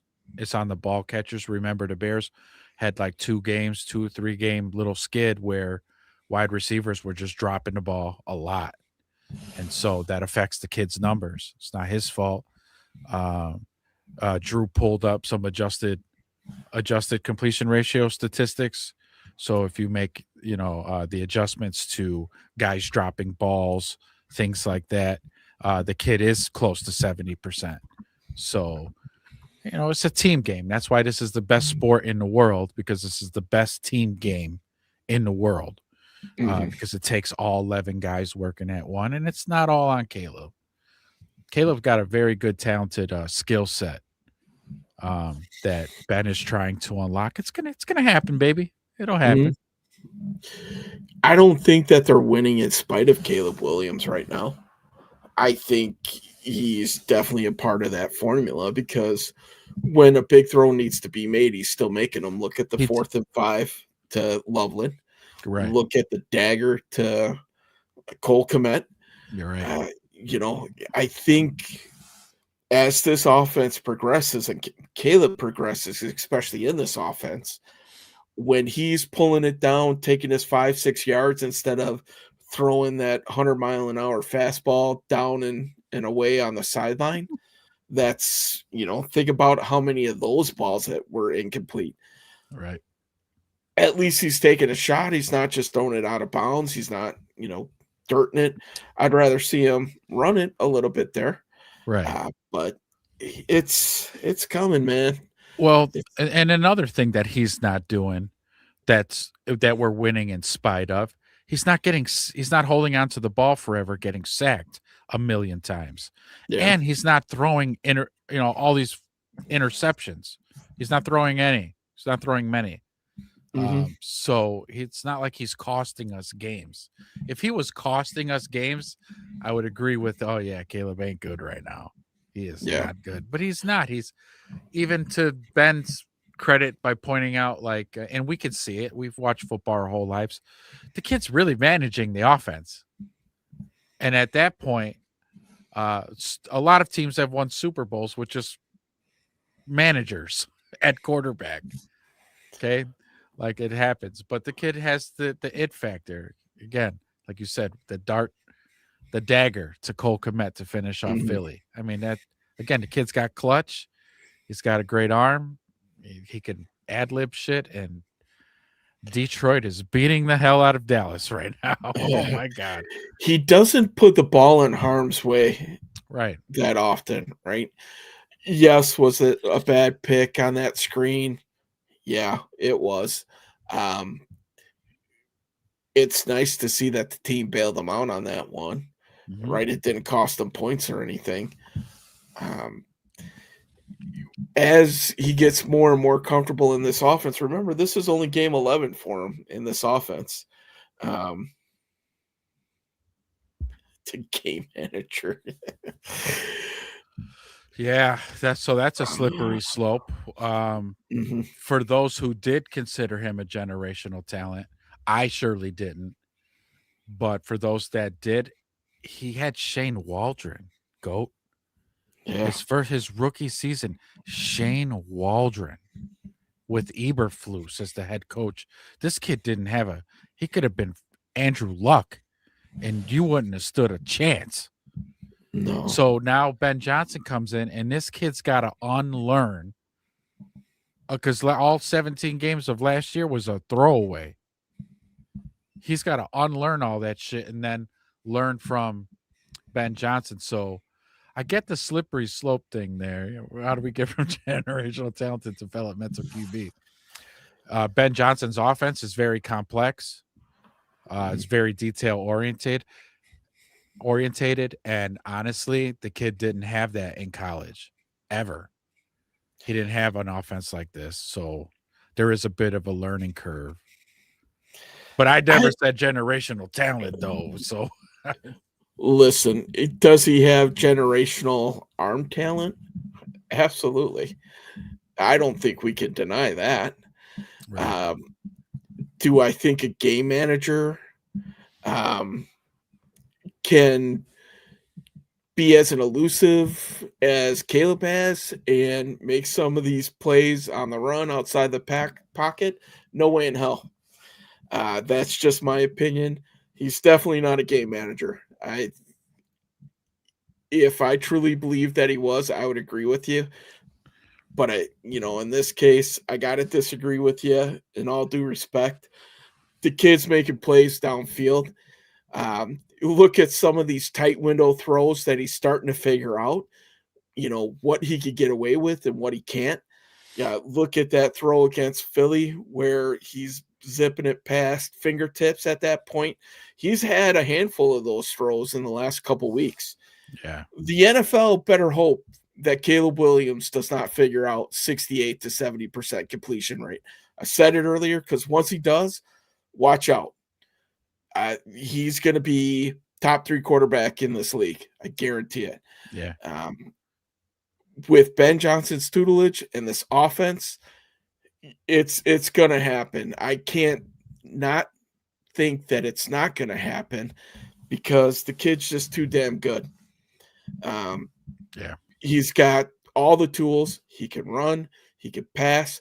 You see him starting to process even quicker now. We saw, like, to your point there where you're talking about his release time. I think he was around 3.25 seconds towards the beginning of the year. Now, I think in Philly, he was under 3 seconds. So that's getting faster. You see the reads coming. And he's not getting off of reads that he should be quite as fast as he was in the beginning of the year. I think that's from just being a little bit of punch drunk from getting hit 68 times last year. Yeah. He's settling in. He trusts his offensive line. The run game has helped immensely. You ask any quarterback what their best friend is, look at what Aaron Rodgers said for all those years. When the run game's going and you got play action, that's a quarterback's best friend, and we're starting to see it. How many snaps has he taken under center? What was the Eagles graphic? He took 8 total snaps under center in his college career. What was it, like 38 last year, and he's already something ridiculous, like 40% of his snaps this year. That's a whole different look as well. That's a whole different set of footwork. And I got to think that as he's taken more and more of these snaps under center, the timing, the rhythm, and everything else, once that starts getting cemented in, he's going to start completing more balls because they're going to be on time. Because there's plenty of them right now that he's just that half tick late, right? Like if he saw it just a half second earlier and he let it rip, it's a big play. Or if his feet were pointed in the right direction, he wouldn't have thrown it behind the guys or wouldn't have thrown it in the dirt. That's all coming, man. It's, does he have to improve? We're all going to sit here and say, yeah, 100% he does. Right. But do I think he can go out and win us a game versus we got to win despite of him? Hell yeah. We don't have to win despite Caleb Williams. The kid's, about as clutch can get. And if we can translate how he plays in the late fourth quarter to the entire game, sky's the limit for this kid. Right. Agreed. And like your last comment, that we're getting better. Yeah, we're getting better every week. And it's kind of one of those things where it's cool to see it flourish because again, when he finally reaches a Mahomes understanding of the game, we'll end up getting complacent like Chiefs fans. Oh yeah, we got Patrick Mahomes and shit. That's gonna be us next year, maybe the year after, but I'm gonna guess by next year because Mhm. I don't know, man. Ben Johnson said that they're gonna be playing their best football in December. So here we are, kicking it off against Green Bay. Let's hour and 15 in. Let's start getting into our keys to the game. Yeah, let's do it, man. And then you want to start going maybe trip around the NFL, and then as we get Oh, to then the do that. Bears, yeah, it's All right, kind of yeah. wrap it in. All right. Actually, I think last time we did do keys of the game first, and then trip around the NFL for the score prediction. I think is how we did it. So, all right, man. Perfect. You want? Yeah, let's do keys of the game, man. Yeah. Wow. You want to kick us off? Yeah. Oof. Okay. Keys to the game. Chat, give us your keys to the game as well. Follow along. Do it. We'll put it up on the screen and we'll talk about it. We'll probably have some of the same things. Keys to the game. Whew. We got it's Create. Create's back. All right. What's up, Create? Bear down, baby. Bear You're down, just in baby. time for our keys to the game. But Create, I got to ask you, though. You scared? Are you scared of Green Bay? Man, you took it. You took it, Create. That was my first key to the game. We gotta get turnovers. 1 or 2. I want 2. I want 2. If we can get turnovers, then most likely I really feel as though we're gonna lean on our run game this game. And if we're doing that, then I have no problems that we're gonna get in at least field goal range. Hopefully touchdowns, because our red zone I think offense has been looking a little bit better. Look, he said that. Love is good for 2 of them. I'm hoping so, right? So if we can get some turnovers, we get points off turnovers, and with a nice, good, solid run game, that right there is the recipe for me. So that's my keys right there. Mhm. Obviously, for me, good. We're not scared either, brother. So come along. You're right with us here. My keys to the game, you got to control these edges. We're going to find out, I think, at the end of this week, what exactly Trapillo's going to be. Wright's got to have a better game than what he had against Minnesota, for sure. He's got to look more towards the Philly game, even though he got beat cleanly a couple times against Phillips. I think Wright is going to be the key to this game and this offensive line, because I think they're going to ask him to take care of Rashawn Gary one-on-one for most of the game. He has the talent to do it. He's just got to have the motivation, and he's got to be ready for that challenge. We know Micah Parsons is their number 1 guy, so we also know he's going to gain the most attention. He's going to get cracked by tight ends, running backs, jumbo package linemen, comboed, cut, beat, stabbed, whatever the case may be.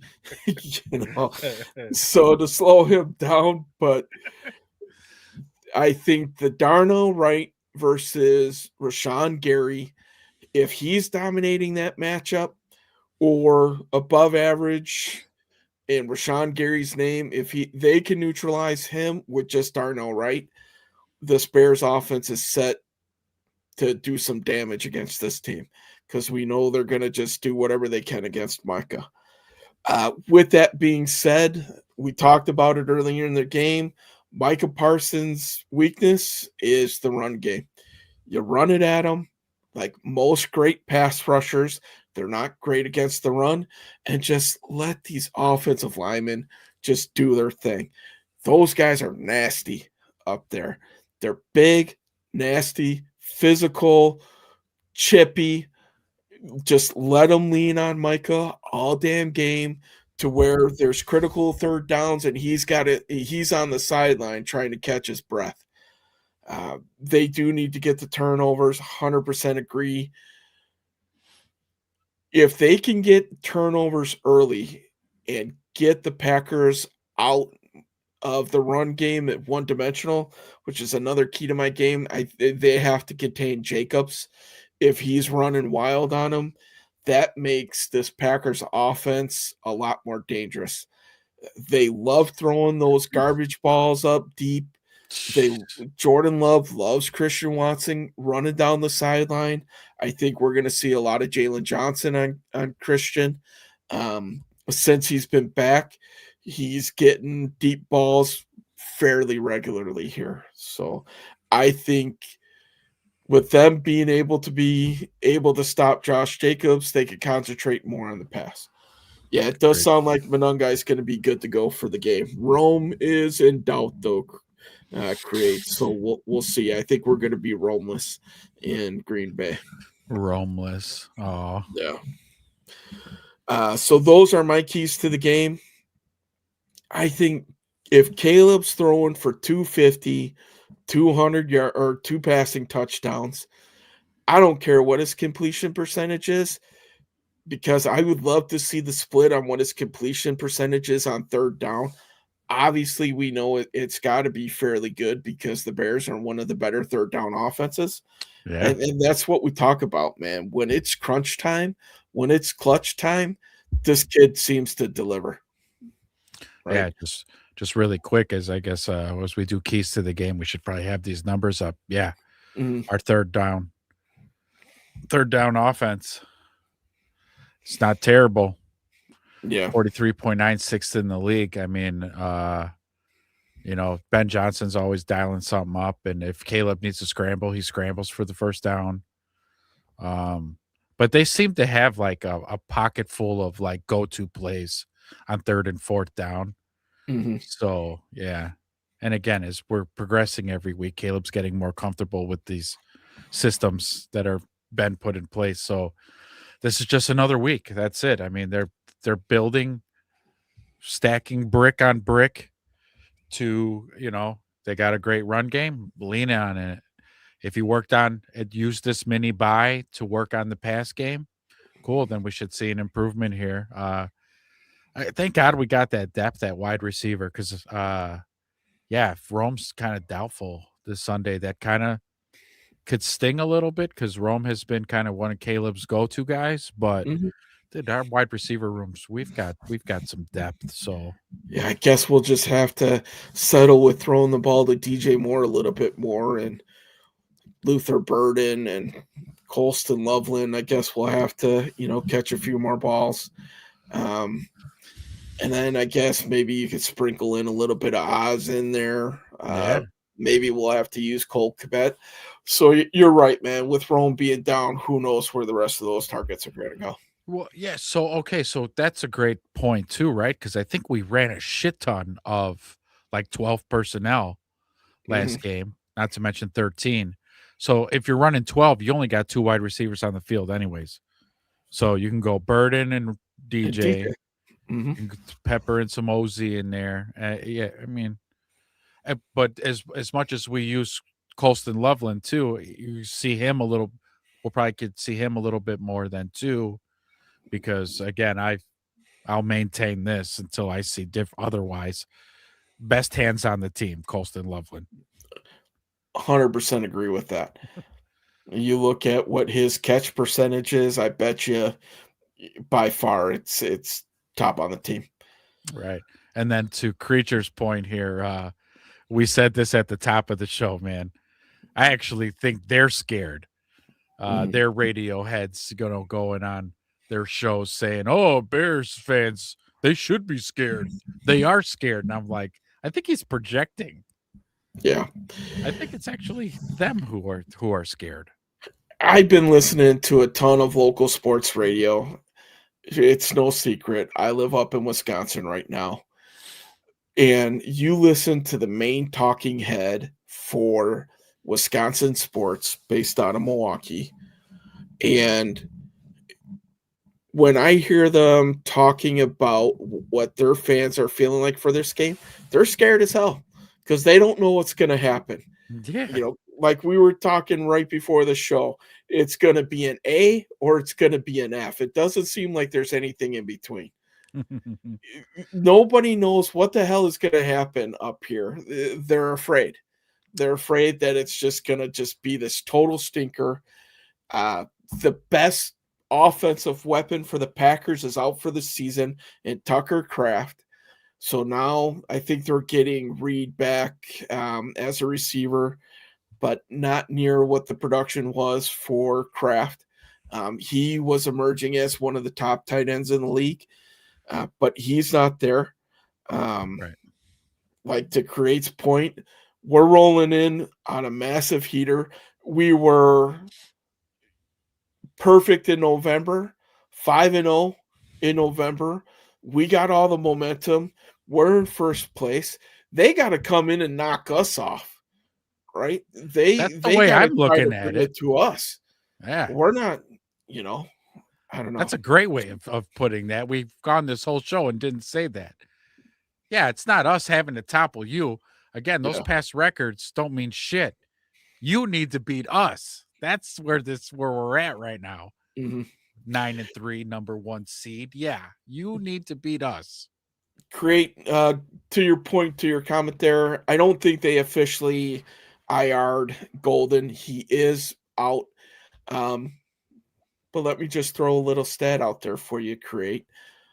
Packers first round wide receiver, first time since 2014 or something like that.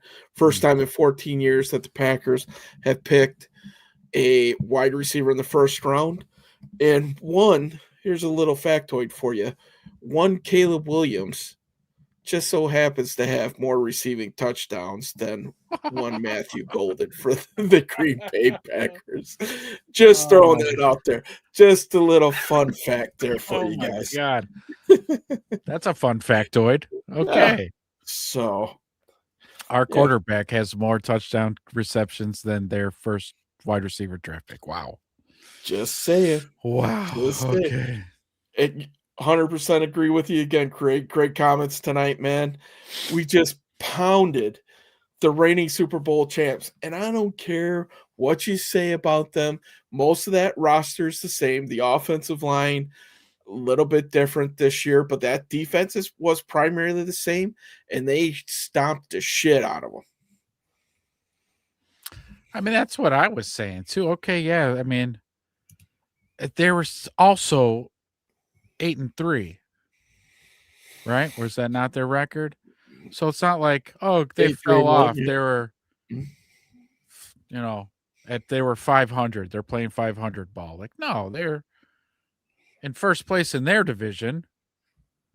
Yeah, they're stumbling a little bit, but you can't deny their front seven. Again, you can't. They're very good defensive linemen over there. They got a couple first round picks on their defensive line, and they got manhandled. That means something.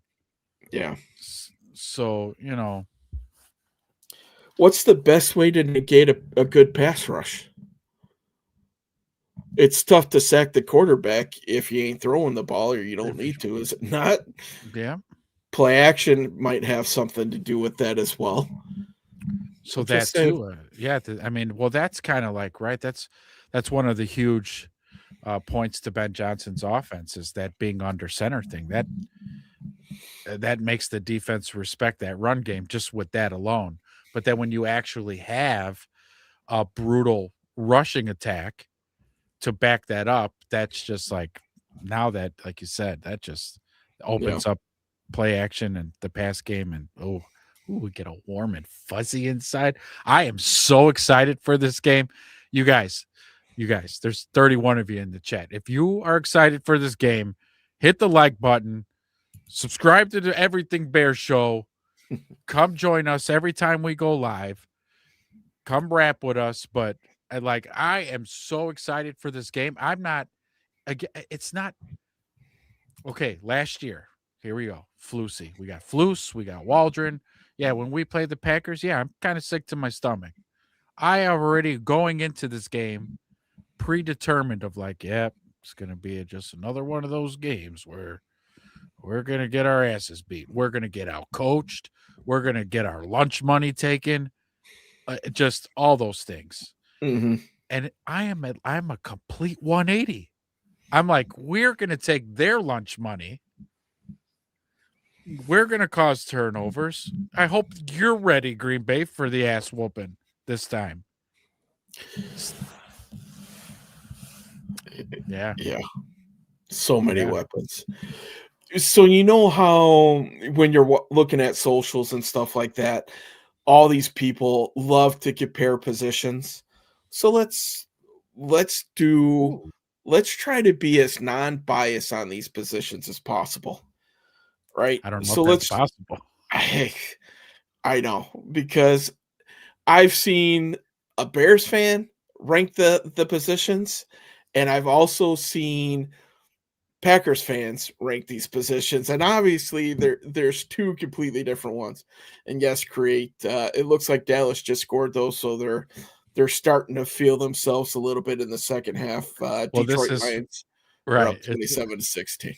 So 27-16. Look at Dallas has the Lions right where they want them. yeah, so it looks like they're getting. Dak just looks like he shit the bed, but anyway. Yeah, 4th and 19. So let's break it down by position group, starting with the QB.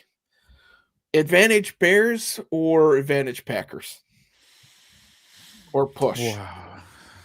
Wow. I mean, if I feel like if I say push, it's gonna be that's biased. Only because look at create. I love you. Advantage Bears. Bears. Look at I have to respectfully say just because Jordan Love's been doing it longer. Advantage Packers on the quarterback. Okay, I'll give you that slight advantage. Okay, yeah, it's not a huge Right. gap. Yeah, this is a Okay. photo finish. Would you rather have the Ooh. Bears offensive line or the Packers Wait, offensive hold line? on. You didn't say that with the quarterback. See, that's different. If you say who would you rather have, I'm taking Caleb over Jordan Love every Well, day of the week. Okay, let me rephrase it. Yes. Who has the better offensive line, Bears or Packers? Oh, Bears. Bears. I think by far, right? I Yeah. 100% agree with that. Yeah, Creed. Love has definitely hit his ceiling. Yes, he has. Love got Yeah. paid on an 8-game stretch at the end of his first year that he started, and he's Yeah. looked like shit ever since. Yeah. Hasn't lived up to the Maybe money. that's a little strong. He's looked inconsistent. Okay. Yes. Okay, so we'll But give yes, Bears advantage Bears for the offensive line. all day long. And Yeah. I think if we're on that slider, like quarterback might be Packers here, Bears here, offensive line, I think Bears are out here and Packers are like down here, Yeah. right? Big gap. Big gap. Okay. Running backs. Who do you give the advantage to? Josh Oh. Jacobs or the Bruce brothers? For the Bruise Brothers. I Yeah. kind of think so too. Even though Yeah. Josh Jacobs led the league in rushing, I think last year. A little bit Right. more of a one-man show. Let me just bring up their rushing stats real quick here. Josh Jacobs, 186 carries for 731. Emmanuel Wilson has been coming on as of late, with Jacobs being a little bit dinged up. 85 carries for 341. Josh Jacobs only averaging 3.9 yards per carry. Emmanuel Wilson, 4. You know, I like to back things up with stats and facts here. So Stats let and me facts. just present the Bears argument here. And maybe it's not an argument. Let me just present the Bears stats in The comparison. numbers. Yep. The Bruce brothers. DeAndre Swift, 160 carries for 774 yards, averaging 4.8. 4.8. Kyle baby. Monangai, 121 for attempts for 591, averaging 4.9. So both backs just basically at 5 yards a carry. 5 yards. Both correct. backs. DeAndre Swift with 5 touchdowns. Kyle Monangai with 5 touchdowns. Compared to the Packers, Josh Jacobs, 11 touchdowns. Emmanuel Wilson, 3. All right. So they run it in the end zone when they get close to it, the end zone. Okay. All right. Still, advantage Bears. Bears. Now is Big Dicka or Little Dicka blocking for That's what we Bruce need to know. Brothers? Yes. Okay.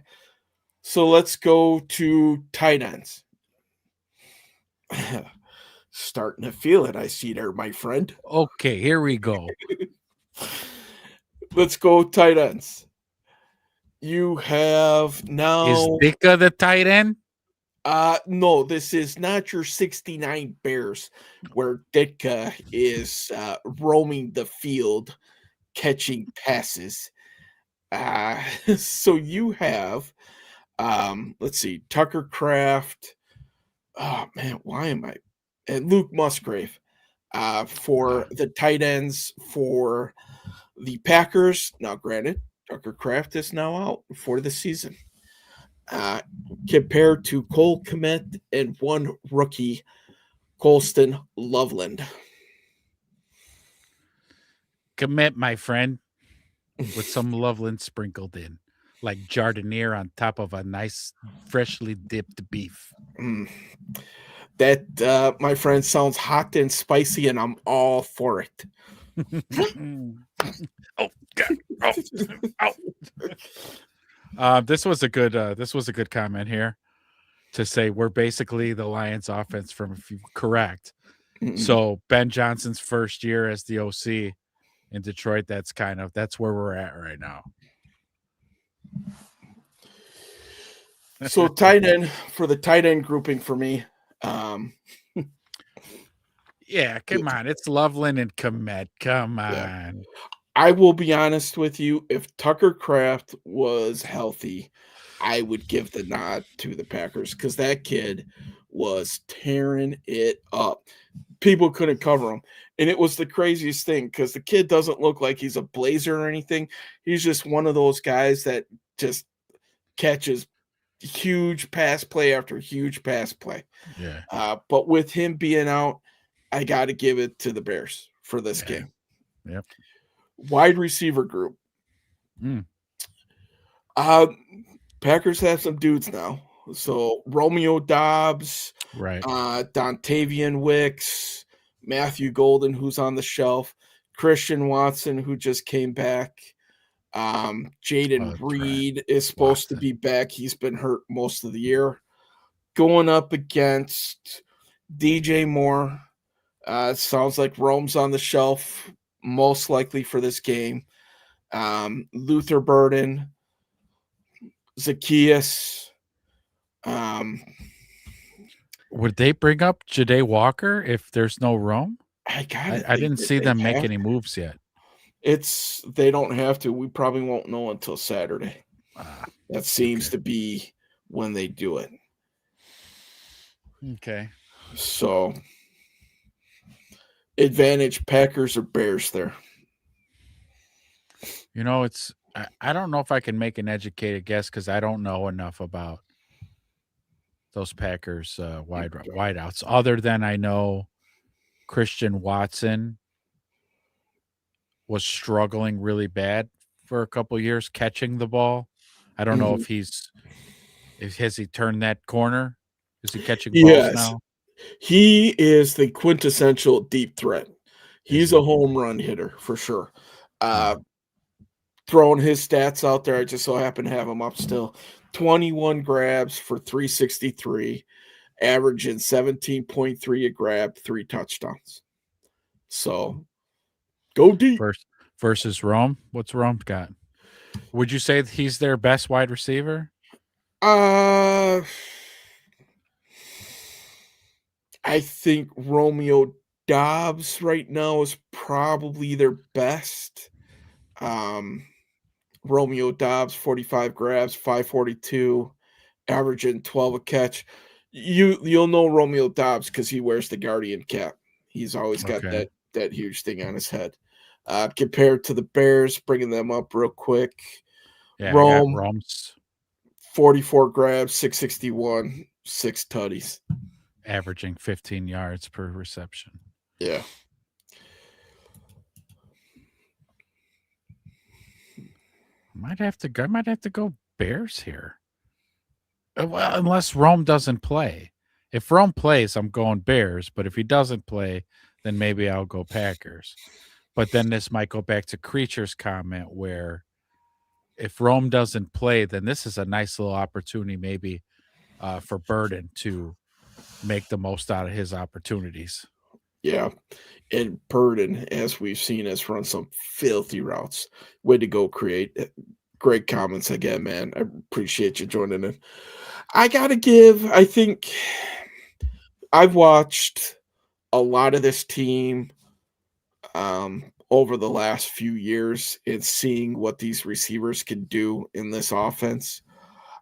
As of right now, I got to give the Packers the slight edge here. Yeah. Maybe even a little bit more than the slight edge, just because these guys have been more consistent. And they've had more offense, they've had more time with yeah. with Love and the offense, right? And it's a deeper group. We know the Bears have a pretty good wide receiver room, but this wide receiver room for the Packers also very deep. They were very young, and they've all been with Jordan Love for 2-3 years at this point since he started. All right. So trying to be as non-biased as possible, I would give that's fair. the Packers the edge in wide receivers. But I don't think it's a huge margin, not like we've seen in previous years for sure. All right. All right, so who does that take us to? I think we got to switch over to the defense, right? Yeah. All right, let's start with the big boys up front, defensive line.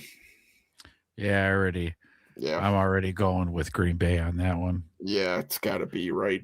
Our front four has been too lackluster for too long. Right. We've got nothing there.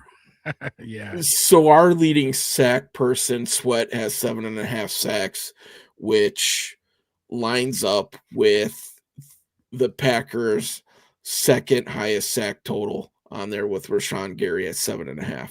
Micah, I think, flipped that for sure. Probably even without Micah, honestly, this Packers front is better.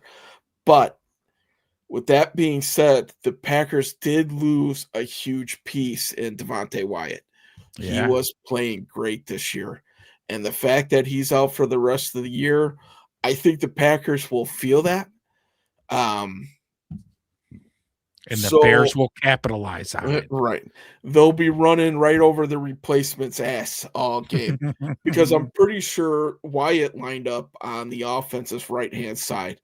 And when the Bears want to just shove it down your throat, what side do they run to? Power right. Power right. Darnell, Dahlman, and Jackson just kick some ass. We're running right behind you. Yeah. Okay, so let's go next level. Yeah, linebackers. Yeah. So the Packers, let me educate you a little bit, then our fans out there.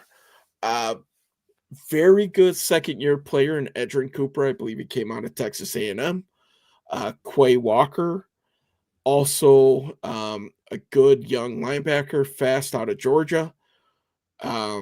Matching up against who are we going to throw out there? We don't really know right now. We don't know. We're thinking Jackson, possibly TJ. Looks like Noah Sewell's going to be out there as well.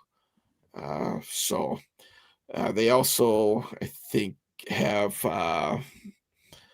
McDuffie is their third linebacker, who you probably remembered in previous years. Good linebacker, probably average, but.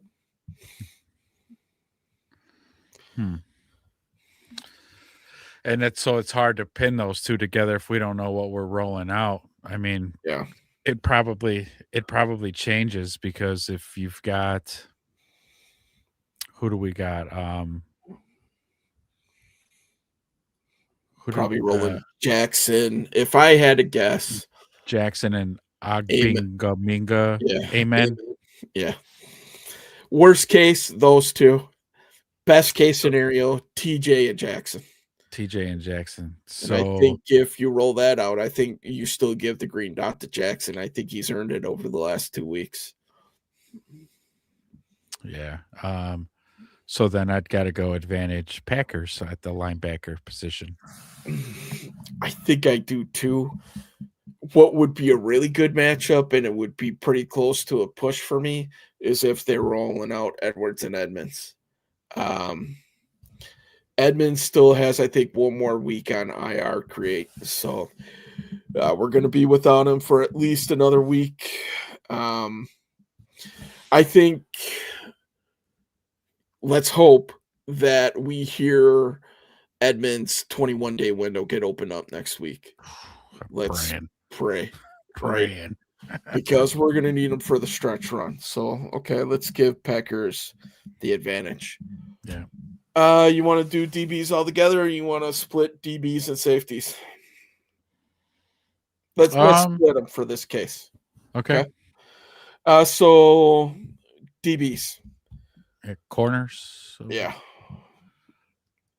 You need a little Yeah, so I don't even know who the Packers have, but they better be fucking nasty if they're going up against our corners. All right, let me grab. Because you got Jalen, Kyler, and Nahshon. Dude, again, Nahshon, NFC Defensive Player of the Month, tied for second in interceptions in the NFL. The NFL leader and just takeaways, period, Nahshon Wright. So that's a nasty secondary. And not to mention, you want to talk depth, there's Tyreek Stevenson that could come in for a spell, and CJ, who also comes in for spells, if not at the same time on a dime package on the field with Kyler. I don't even need to know who Green Bay's secondary is. I'm going Bears. But now tell me a little bit about their corners. I don't know. Corners. Keyshawn Nixon. If you remember him, number 25, thick, shorter dude, comes up with tackles, used to do a lot of punt and kick returns. I think he used to be a Pro Bowl returner at one point and played himself into a starting cornerback. And then Carrington Valentine, he was a backup last year, coming on a little bit this year with the injury to Nate Hobbs, who's the guy they signed from the Raiders, who was supposed to be, a fairly decent corner, above average, as they say. I don't think that he's playing. Feverishly looking for the Packers or injury report, which I have here. Nate Hobbs, limited practice, so who knows if he's going to go. Yeah. Compared to Nahshon, Jalen Johnson, who else are we rolling out there at this point? Kyler like he broke CJ down. Yeah. We didn't mention Brisker yet. Because we're separating safeties from cornerbacks. Yep, we're gonna save that because I think those two groups need to be differentiated in this one. So DBs, I'm with you, man. I think the Bears have the advantage here. Valentine, I haven't watched a ton of their games because I've been watching our beloved Bears, and a lot of times they're playing at the same time. So, but give me Nahshon, give me Jalen over any tandem that I think that they could throw out there. Yeah. I'm not saying they're bad. The receivers will have some work to do, but I like our corners better, especially with Jalen back. Yeah, big time. Okay, so we'll go advantage Bears. So let's get to Create's point here. Yeah. We're going safety. Going safeties. Right? He loves him some Brisk.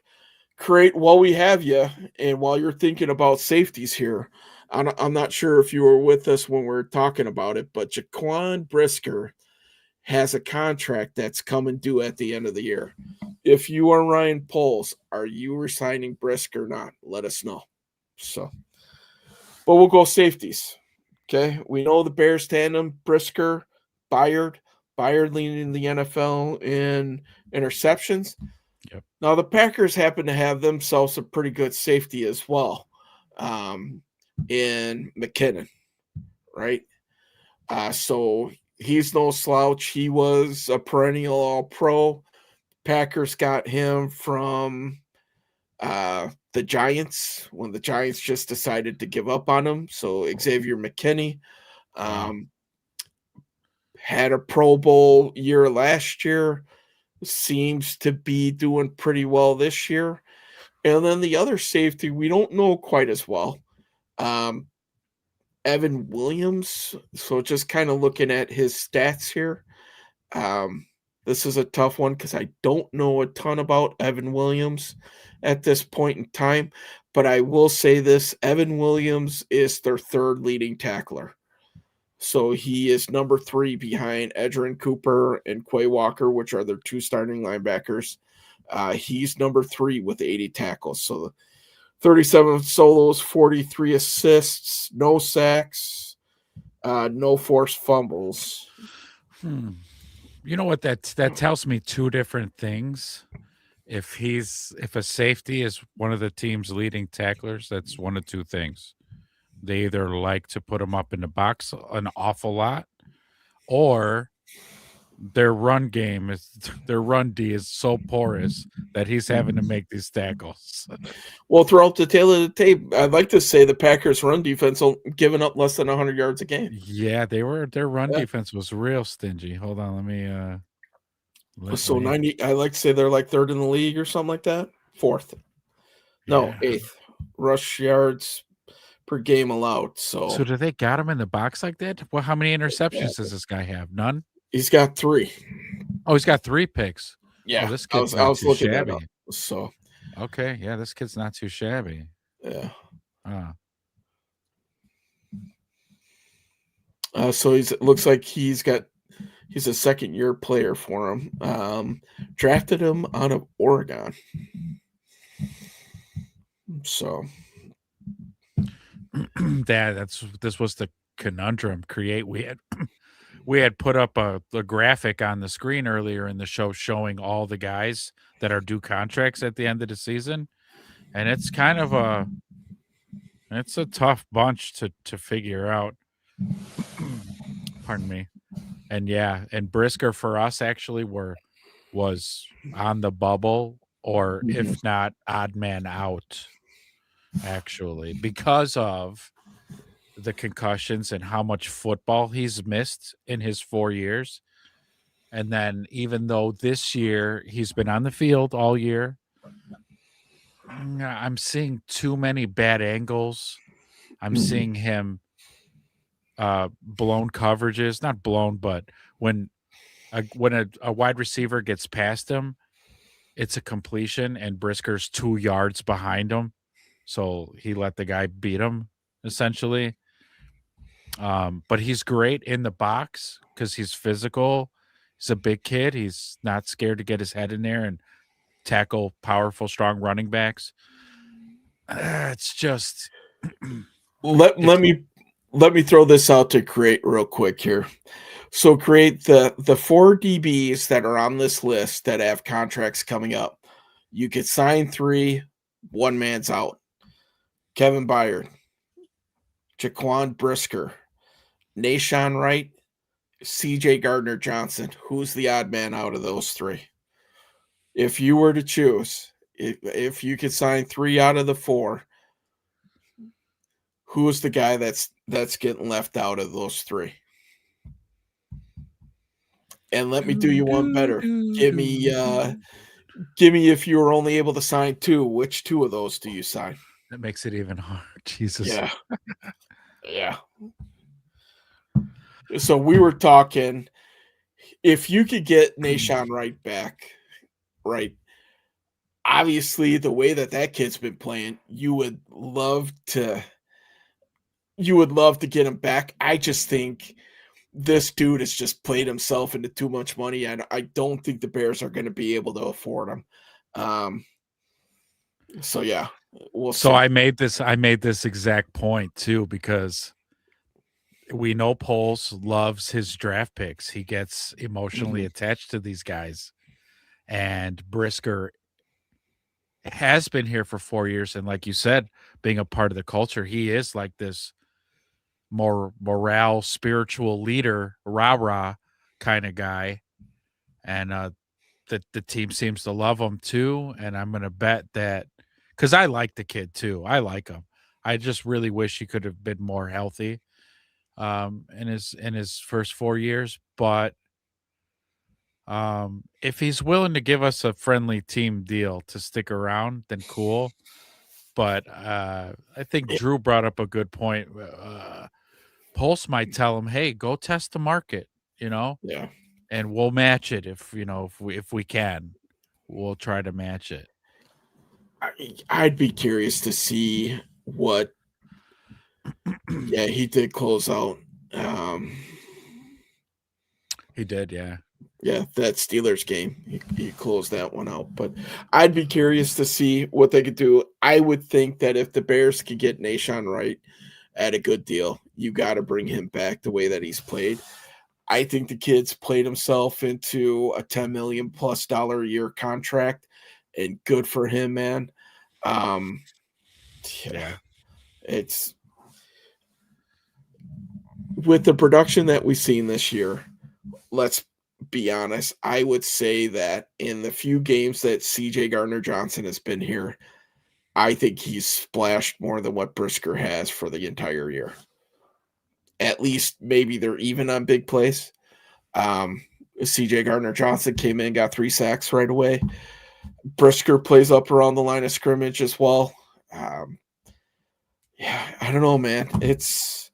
I wouldn't want to be Poles in this, but I gotta think that the concussions, like you were talking about before, if anybody out there was looking into Brisker, how many games has he missed in the first 4 years? Hell, he missed 3/4 of the season last year because he knocked his ass out. He knocked himself out, man. And the fact that the kid's not playing with a Guardian cap this year, like, how is that a thing? Like, I'd be like, dude, come on, man. Just all the cool kids are doing it, man. Look at everybody else across the league. So, have you guys been keeping up with this? Told you Dallas had Detroit right where they wanted them, 27-30. Oh shit! Okay, there we go. There we go. Ooh, although Detroit just had a big kick return, 38 they're up yards, to the so 40, they're right at midfield already. But believe me, Create, man, I don't. In a perfect world, in my Ezra utopia, we would keep Brisker. We would. I like the kid's attitude. He's kind of like a little shit talker out there. He does the little thing. I dig all that. Yeah. He's chirping back there, and I love him in the box. He is great in the box. It's just that I have the last concussion that he had last season. I mean, I put out a video just asking him to just consider the rest of his life. Yeah. Like, you don't want to end up like Muhammad Ali, where you can't hold your hand still and shit like that.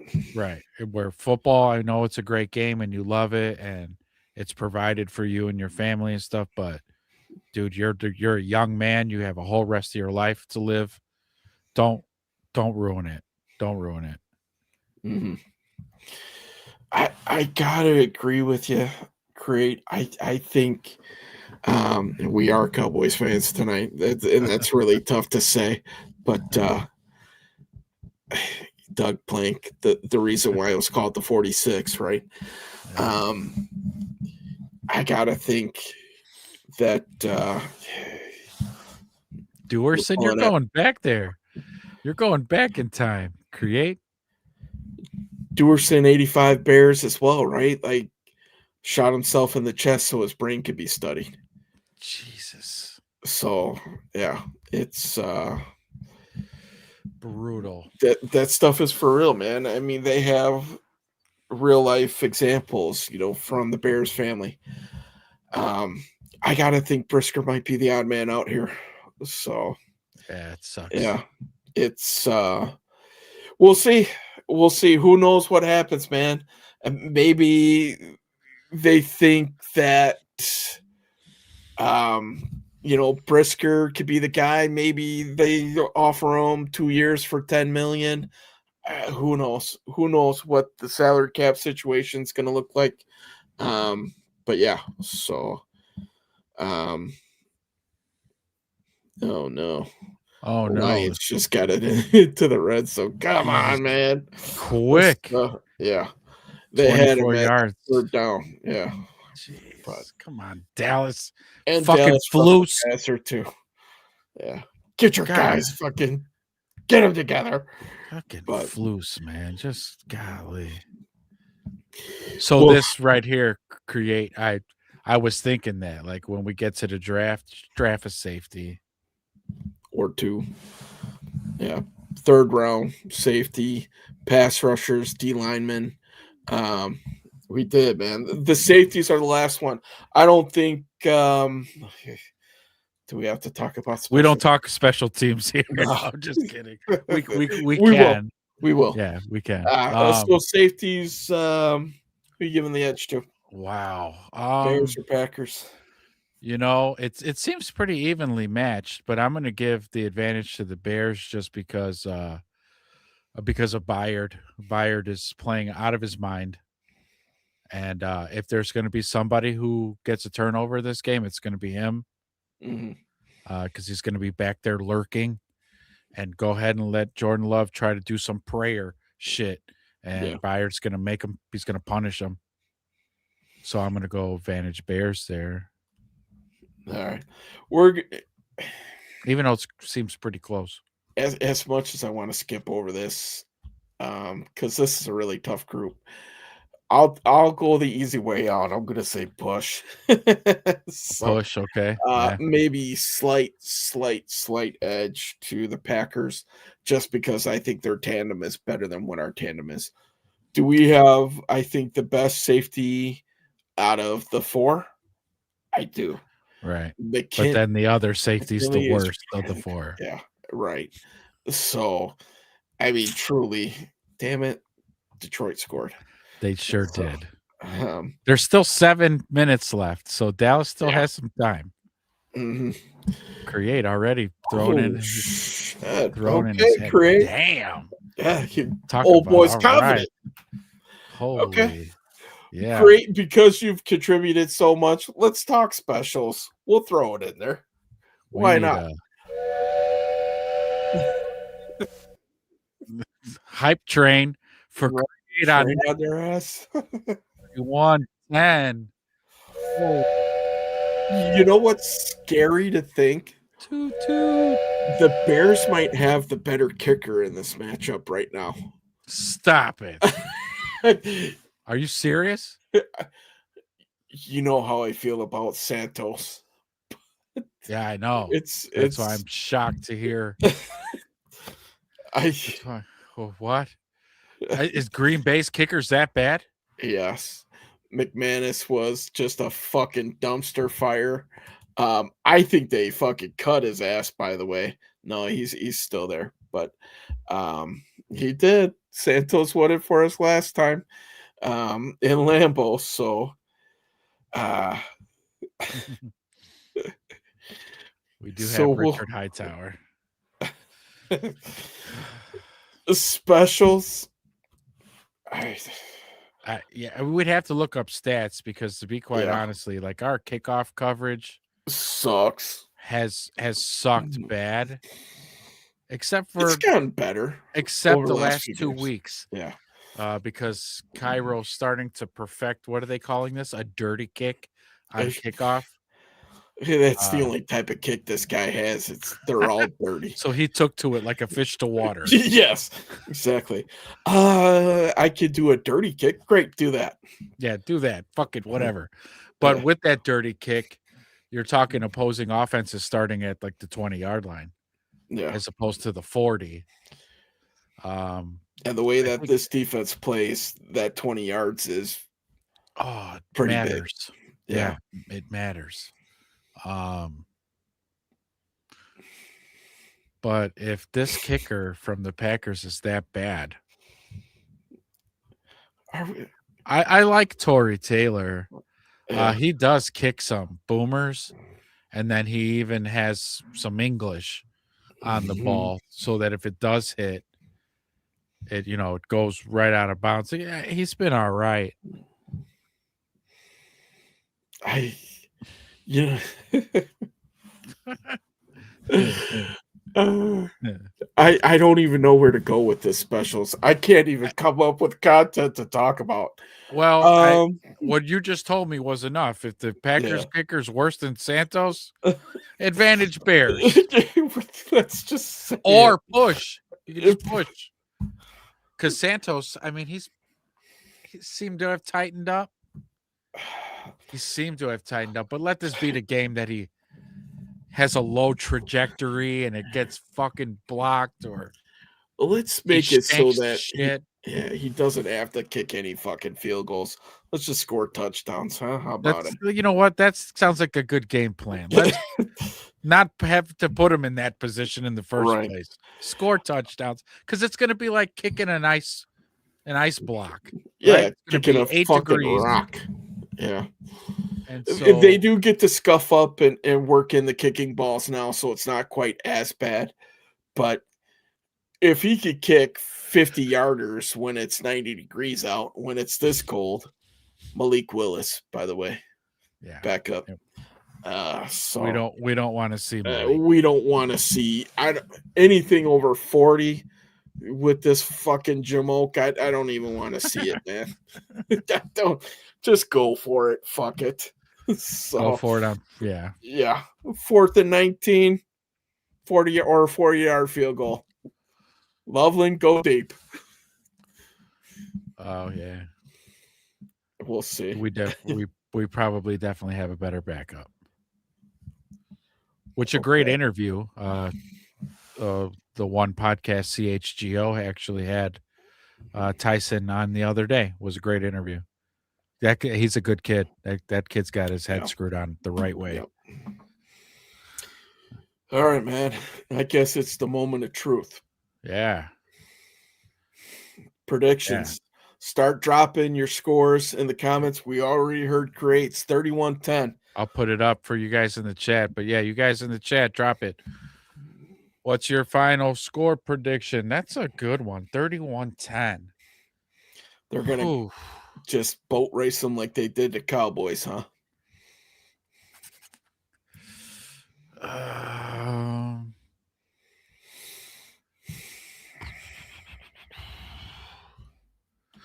So I'm going Bears. Bears are winning this game.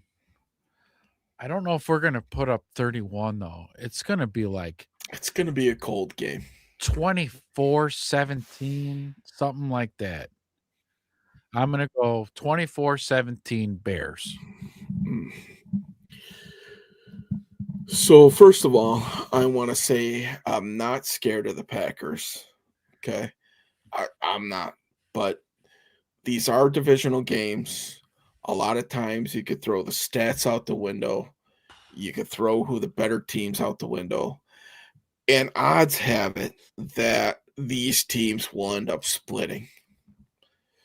So the question I got to ask myself is, are they going to split home and home? Like, are the Packers going to win at home and the Bears win theirs at home? Or the other thing I want to ask myself is, are the Bears going to lose at home and win on the road? Because by the time they play the Packers for the second week, the Packers have already shit the bed. They're out and the Bears want to rest starters. I don't know. We'll see. So, but with that being said, typically I go the home team with it. Bears are what, like a 7-point dog going in here? So Vegas doesn't have any confidence in them, and Vegas has usually kind of knows a thing or two, but not so fast, my friend. Weren't the Bears a 7-point dog last week against the Eagles? Yes, they were. So Vegas didn't get that one even close to being right. No. Listen, man, I heard the hype train earlier, so I think, this thing keeps rolling and it's rolling right through the frozen tundra. That's right. Okay. I'm blowing the whistle right now as well. I think the Bears are going to go in and they're going to win this game 28-24. Whoa! Yeah. So, fuck Green Bay. Bear down. And when Your math was off, create. That's sports fine. math can be difficult on the fly, trust me. We didn't major in mathematics here. No. It's you're in good company. Mhm. So 28-24 Bears. Bear down, baby. Bear Wow. down. They See? go in, they make another statement. And Yeah. after they beat this team, Yes. we're talking number 1 seed. We're talking almost a lock for the playoffs. I'd love to see what happens with the division winning percentages. And if we're looking at schedules, which I think we did earlier, all right, let's look at the Packers schedule versus the Bears. So the Ooh. Bears Yeah. could possibly end another team season with that other team being the Packers, right? So we know the Bears have the Packers twice, the Lions, the 49ers, and the Browns. Well, the Packers have the Oof. Broncos. Well, they have the Bears. Again. Bears twice, Broncos. Okay. So if the Packers go on a 2-game skid, watch out, my friend. First of all, I think Detroit's jumping over them as they seem like 4:21 left in the fourth, up by 10. They're going to win this game. Let me get back to the Packers schedule.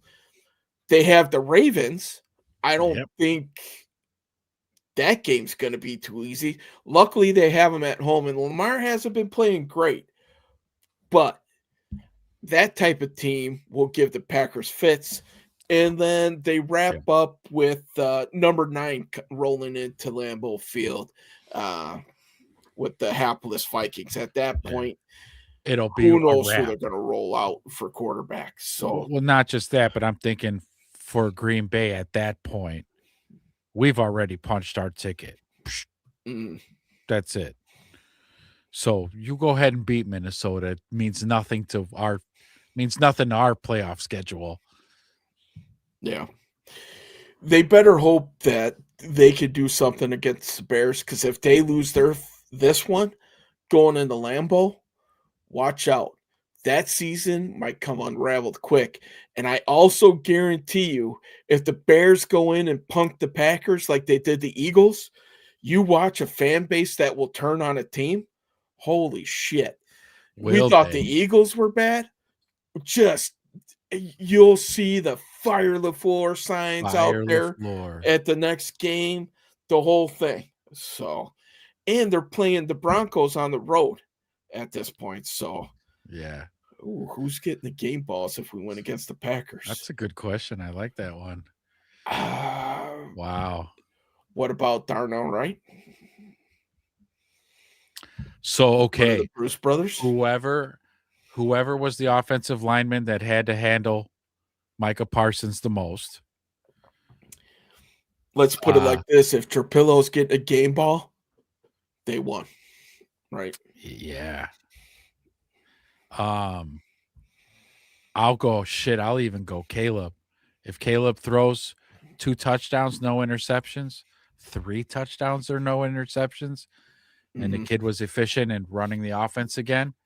Because again, let's not forget, going into this little mini bye, Ben said that he wasn't happy with the passing game. So that was a focal point of this team's practices all this week. So we're going to see a little bit more of a smoother operation in the pass game. So I would probably make a bold prediction Dun, dun, dun. that Caleb gets a ball. Okay. Here's my bold prediction. Jalen Bold. Johnson. JJ? Okay. JJ comes up, What, he got a shuts pick? down Christian Got him a pick? Watson, Yeah. gets a pick deep that turns the momentum. Bears come back and score 7 as they've been doing off of turnovers lately to ice this freaking thing. Okay. Yet I feel we're waiting for JJ, are we not? Yeah. Or it's going to be one of those things where JJ was thrown at like 3 times and had 3 PBUs, and they were afraid to throw at him again. And Nashawn's got himself a pick. So That's what you're going with. Create Caleb and JJ. Down with that. Me too. I like those two. So Ooh. all I'm right. excited. I'm telling you, this is one of these Packers games where I haven't been excited for in a long time. I'm excited for this game. Yeah. Again, usually it's dread. Usually I'll make plans with my wife and kids. What? Don't you have a Bears game this Sunday? Yeah, but fuck, it's not important. Let's go shopping or take the dog to the dog park or something. Come on. Unfortunately, I have some family business to attend to. Oh, that's right. So I will be behind enemy lines up in Michigan. And indisposed at 3:00. Yeah, you're gonna have one We'll earbud see, in, bro. Yeah, I gotta look at. Grr. It's real quiet. I gotta look at getting earbuds, man. I don't know Yes. how I cannot listen to this game. I'm gonna have to hide in the corner watching my phone. Mhm. But I will be at an unfortunate event where there will be no revelry from me. So I will have to keep it contained. It's gonna kill me. Literally last week against the Eagles, as I'm sitting at work, I'm running around high-fiving my team members. I'm high-fiving customers after Bears big plays. And they were all for it, man. I loved it. It was a great time. It was a great time. So this week, a little bit different, but yeah. So Wow. it's gonna be tough. Yeah. I'll have to probably. We're not going to be in the Bears chatting. I have a feeling I don't want to I'm gonna- ruin the game for you if you're going to have to wait to get Bro, home. you gotta keep me up to date because I'm gonna live vicariously through you guys. Okay. So instead of the game cast on the phone. So Your phone will just be. yeah. But that sucker, I'm gonna have to silence the chat altogether. No buzzing because people will be looking at me like I got a bee in my pocket. So Saturday, 19 degrees, brother. I'm up here. I'm in the northern country right now. When I walked out this morning to go to work, it was 0 degrees with a wind chill of -9. So Sunday, I looked it up. It looks like by the time kickoff starts, it's going to be around 15 degrees. By the time that game ends, you're going to be talking zeros with probably big time negative wind chills. So we'll see. Tom Rossi will be crying. Yes. He's going to be, and he does like live watch parties, right? I might want to have that on like my phone or something while I'm watching it on my TV. Missouri. Okay. Wow. I'm glad you found us, Create. Welcome. I mean, thanks for sticking with it, man. I'm behind enemy lines where I'm at. So I get to hear a lot about the Packers and all the bullshit that their radio pundits like to talk. And there's some that obviously are like the ESPN guy that just buy 100% into it. But yeah, I was telling my co-host here every time that I walk by Lambeau Field, and I do have the opportunity to walk by it sometimes, I always spit on the sidewalk. So that's how I feel about those guys.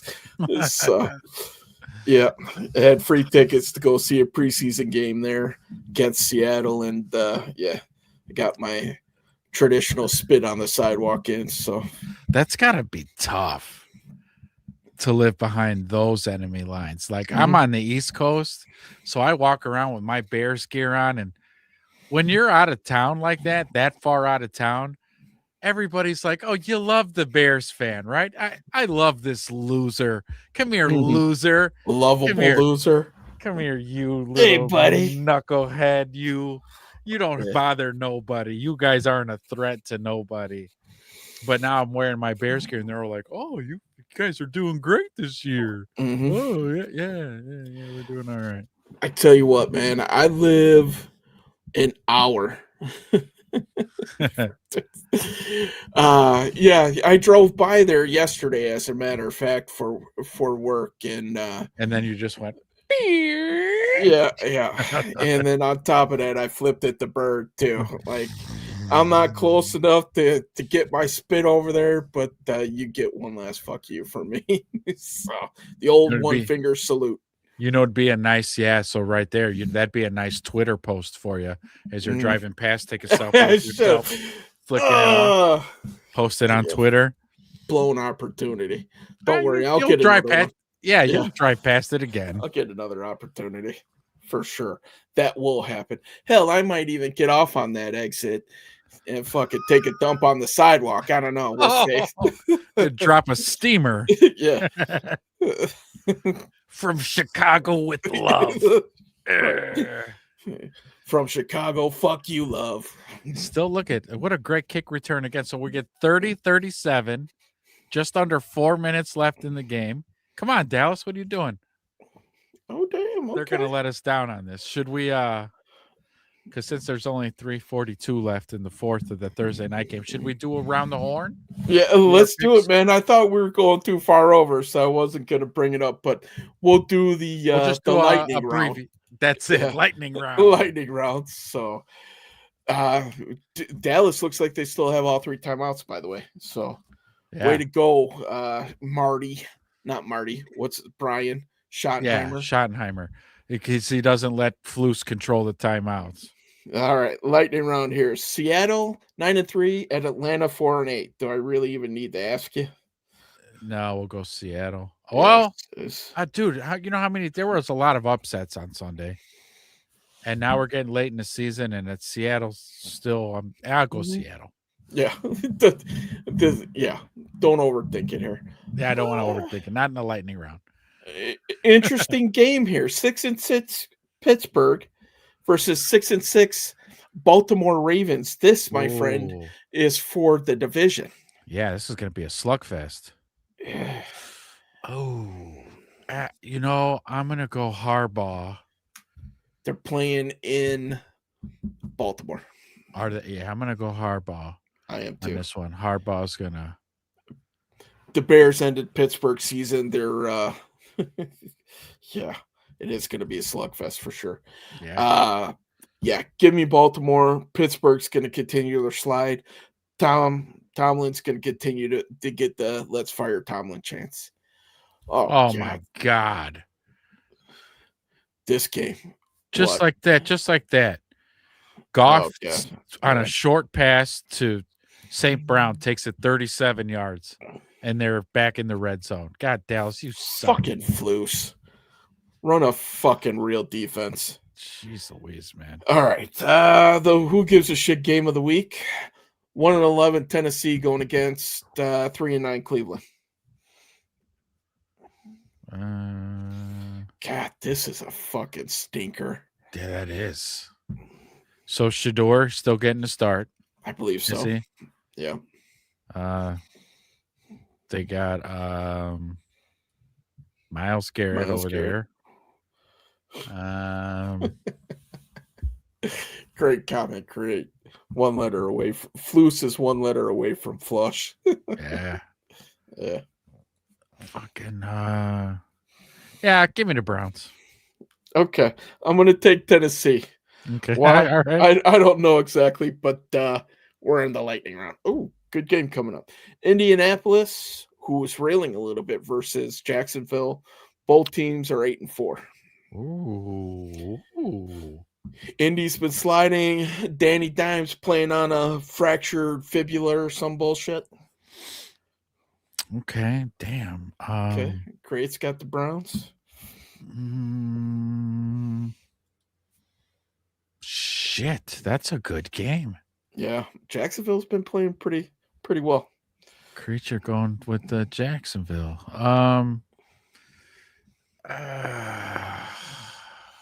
Great, you're getting your own column, my friend, because you're picking along with us here. Just to confirm, you had Baltimore in Pittsburgh, Baltimore, right? Great. I guess I could look at the comments too. Yeah, no, he picked Ravens. Yeah. Yeah. Okay. I'm gonna go Indy just because of the Okay. run game. You can control some clock and keep their offense off the field. That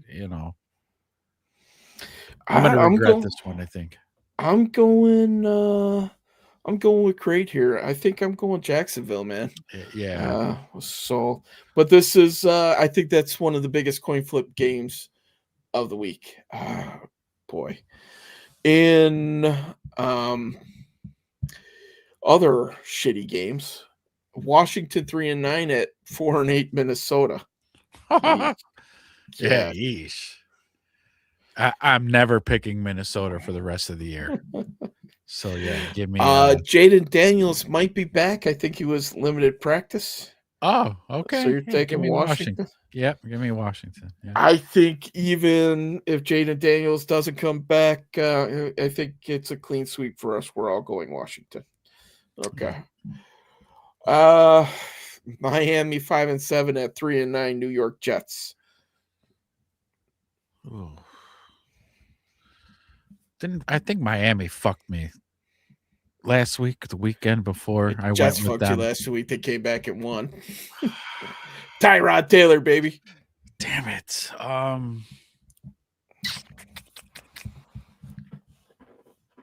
I don't want to go against the Jets again. Nah, screw that. Jets? No, yeah. I'm going Jets. You're going Jets. I'm sorry. Okay. I can't pick the Vikings. Well, they're playing Miami, so you don't have to. That's what I'm. God dang it! Give me Miami. Sorry. Okay, we're a Miami sweep on this one. I saw. Great, I got you in there too. I saw Create put up this Vikings, so it made me switch to that. All right. New Orleans, Tampa Bay. 2-10 New Orleans rolls into 7-5 Tampa Bay. Tampa Bay got back in the win column. Yeah. Baker's a little banged up, but yeah, let's keep the Bucks rolling there. Mm-hmm. Going Bucks. I'm going Bucks as well. Great. Come on, hit me with your New Orleans, Tampa Bay. He's gonna go Bucks. Come on. Yeah. Yeah. I don't overthink it. Great. I mean, yeah. That's what I thought. I mean, New Orleans is a shit show. What would have been a lopsided game is now an interesting game. 4-8 Cincinnati rolls into 8-4 Buffalo. Joe Cool looked pretty good last week in beating the Ravens. Punked them. Wow. This is a good game. It's a lot better. Yeah. And Buffalo, what the hell's Buffalo's problem been this season? I mean, I guess they have a winning record, so they could be the worst 8-4 team out there right now. That's gonna be the moniker. I swear to God. Any team that's got a winning record, we're gonna just say that. I don't know. They could be the worst 8-4 team that's out there. Oh my God. Okay. Yeah, you know what? Crate's going chalky. I tell you what, man, if you guys are going Buffalo, I'm going to roll with Joe Cool, man. Let's see what Buffalo's got. I'll go Cincy. Why not? So, Buffalo secondary is probably their weakest position group going against those wide receivers. And Burrow looked pretty damn good. And a new fighter enters the ring. J2 Dizlak. Bears fans aren't scared of the Packers. They are traumatized by the fucking Bears. Amen, brother. Yeah. Amen. That's what it's been. It's been a 40-year abusive relationship.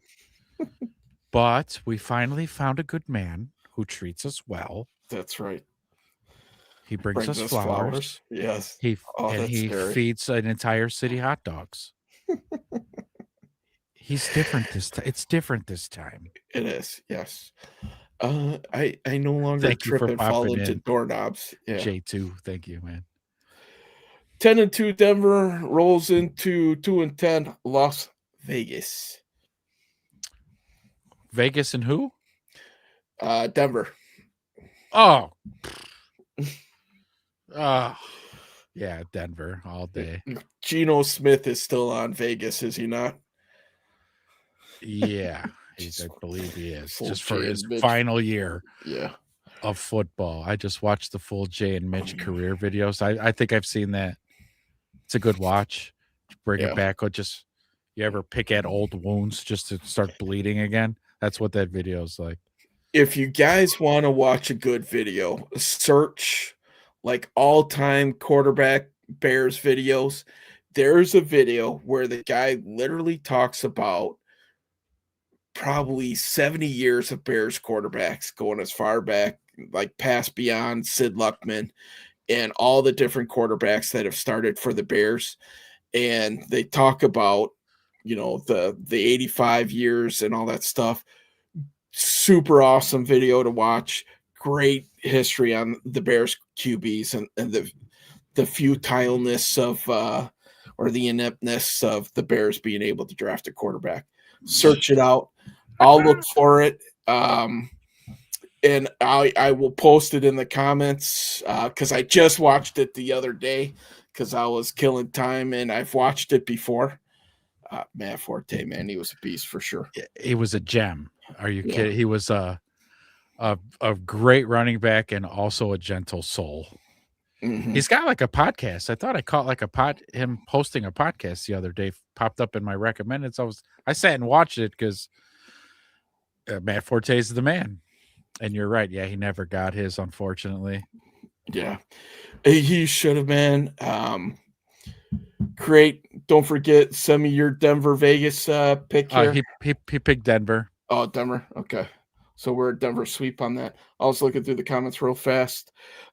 We spoiled it with the Bears Packers. All three of us are on the Bears. So. Oh yeah. Real quick, J2, give us what do you think the Bears are going to do on Sunday? How are they going to do? Give us your score prediction. Yeah, give us your score. Yep. And Lions ran away with it. Yeah, fucking Dallas. Flus fucks us again. Yeah. Thanks. Another perfect coaching job for the Flus. Good job, buddy. 9-3 Rams at 3-9 Arizona. Oh. Rams got punked by the Panthers last week to put the Bears in first place. Thank you, Panthers. Another gift that the Panthers just so happened to give the Bears. They just love the Bears. Yeah. Did Gruden really pick my man Gruden? I watch all Gruden's shit on YouTube. He picked 27-24 Packers. I saw J2 him says flip it. My man. Shout out to J2, my man. 27. Me and J2 pretty close there. We're only a point apart. I said 28-24 Bears. Yeah. Rams 24-17. Arizona. And Create had said he liked your score better. But he said 31-10, but he liked your score better. Yeah. Sorry, man. You already put it in the comments. You got to lock in, bro. Feeling nicey. Yes. Yeah, I like that guy there. I love Gruden, man. Yeah. I hope he gets a shot. Didn't he get a shot? Did he get a job at a college? He needs to come back to the league. He needs to put the shield back on. Oh, I wouldn't mind seeing him back in Vegas. Oh, good. Okay, no, Create's locked in. 31-10. You're going with the ass whooping. I love it. Yeah. I love it. Oh, but then he also Rams. Okay. We're all going Rams. All right. Rams across the board. I'm liking that 31-10 energy. I tell you what. If the Bears beat the Packers in that sort of style, let it be 31-10. With no hot dogs, because the Wiener Circle, although they follow us on Twitter, aren't going to give Chicago. I'll do the show with my shirt off. I'll sit here, you'll see my chest tattoos and stuff, but okay. I hate to break this to you guys. I will never do this show shirtless. What if Wiener Circle says if the wedge takes his shirt off, we're giving free hot dogs. I you am do a it then? man of the people, and I will do it. All right. But Wiener Circle better be throwing me a fucking goodie bag and shipping of it up course. here. You'll So, get a goodie bag from him, I'm sure. yeah. All you'd have to do is Hell, just ask. I would even fucking drive down there to get it if that was the Ooh. case. Yeah. So, good game, man. Houston, KC. Houston is resurgent. They found it. Yeah. KC, this is a must win for 'em. Yeah. Absolutely. Their Lose- season's over. The mantle has been officially passed. Not so fast, my friend. If they sweep the season, we'll talk. Oh. So Wedge puts it out there. If we sweep them, then we'll talk. Yeah. Non-committal. If we whoop their ass like something like that, 31-10, 38-17, something like that, I would streak down my street butt naked. Like and videotape it and put it on my Twitter. There may or may not have been a wedge streaking along his college campus one night as part of an initiation. Oh, is that right? There may have been. There may have been. There could Just be saying. footage. When the wedge was a lot younger and a lot faster, he may have ran across the campus. And then he may have also been asked by a girl a few days later if that was you running across the campus naked. I don't know. I can't confirm nor deny that story. Yeah, can't say if that was me.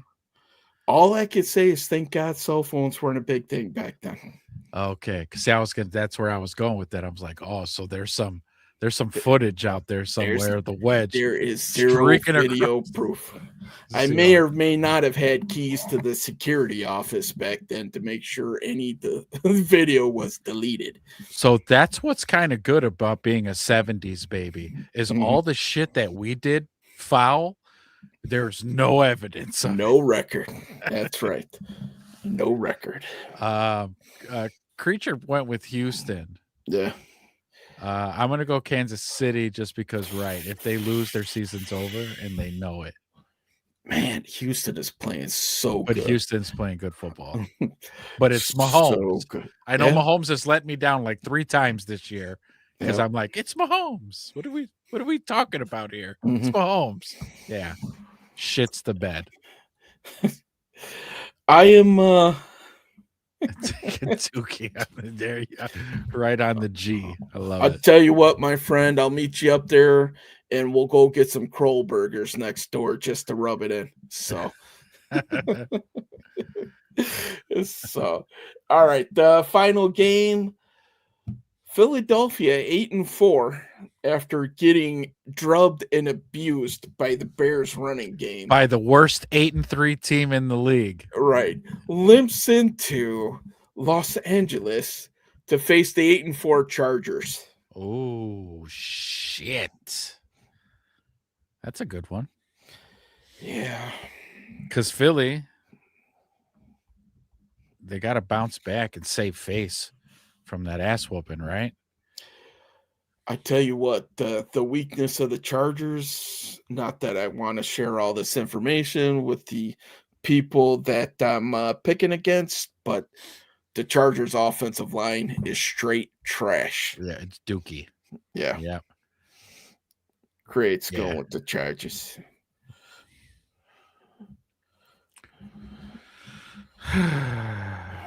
Yeah, I actually I'm going to factor in the wake of destruction that the Bears have left behind them throughout the season. Every team they beat have gone on this wicked downward spiral. Mm-hmm. I'm going to go with I'm going with the Chargers on this one, and Create wants to flip his pick to the Eagles. Ah, damn it. I should have shared that fact. I thought I was going to be the only one with Philly, but all right, great. We'll give you that. We'll give you the flip flop. All right. So the picks are in. Recap from last week. First of all, don't ever follow us for betting advice. Though last week we did okay. We did okay. If you were a betting man, my friend, you still made money. You went 9-7. 9 and I had a 7. good week last week, man. I had a good week. I went 11-5. Yeah, 11-5. That's good. Yeah. That's So good. even You made though money. even though I picked against our beloved Bears, maybe I should have picked against them this week, just to make sure that they were gonna win here. So, but I don't feel like apologizing to the fans again. I don't. That was It's on embarrassing. record. So Yeah. if they want to go watch our last video, you apologized. You don't have to do it again. We're a bunch of cavemen on this show. We don't apologize more than the one time. That's right. If you want to hear it, go watch it. So That's right. don't forget to like the video and comment on it while you're there. FGB, Totally. baby. Yeah, fuck Green FGB. Bay in the chats. Definitely. So, well, hell, it is now pretty damn late from where I'm at. This Yeah. show went 2 hours and 40 minutes, so That's a new record. pretty close. So, But definitely want to thank you guys for joining us, popping in and joining the chat. Again, we enjoy it. It's a really good time when you guys chat. It keeps the show rolling, and then we go 40 minutes overtime. mhm. And I'll take it. All this stuff is great for the channel, and we appreciate you guys coming. So yeah, if All you the get a chance, participation, thank you. Yeah. Great, J2, thank you. D Rossler earlier, thank you guys for jumping in the chat. hit the like and subscribe on your way out. If you're not already subscribed, subscribe to the channel, tell your friends, all that good stuff. We had the GOAT in there wanting to talk a little bit of Caleb. A lot of new chat people. Jedediah was in here as well. So I love it, guys. We love the comments. As Create could tell you, we love interacting. Create's in on our trip around the NFL. If we, start getting a bunch of people, shoot, man, maybe we'll have to put together a little spreadsheet or something, see how we're doing. So that stuff would be great. But with that being said, bear down, everybody. Bear down. Big week. Whew. They can distance themselves here after this game. We go in there, get that dub. Watch out, man. The Bears, not only are they a playoff team, but they're a force in the playoffs. Maybe able to make a little bit of noise. So a nice deep run. Yep. But everybody bear down. And I'm trying to think of our review show is going to be Wednesday or Thursday. Yeah. So anything. Yeah. So Create had just asked, right, when were we going to be scheduled on after the game? Wednesday. That's when we're going to do it. And break down. So you'll get your tallies from your picks and all that good stuff. We'll break it down. Let's go Wednesday, man, because I have a feeling that we're going to want to talk about this game right away. So make sure you guys ring that bell on there so that when we go live, you'll get that notification. Make sure if you haven't rung the bell on the Everything Bears page, go and do that. All the links are in the comments. Hook us up, guys. We want to get this channel out there. I appreciate you guys being the driving force and in on the ground floor. So let's make our voices heard here. Absolutely. Until then, everybody, bear down. Bear down, peace. Bear down. Bear the fuck down.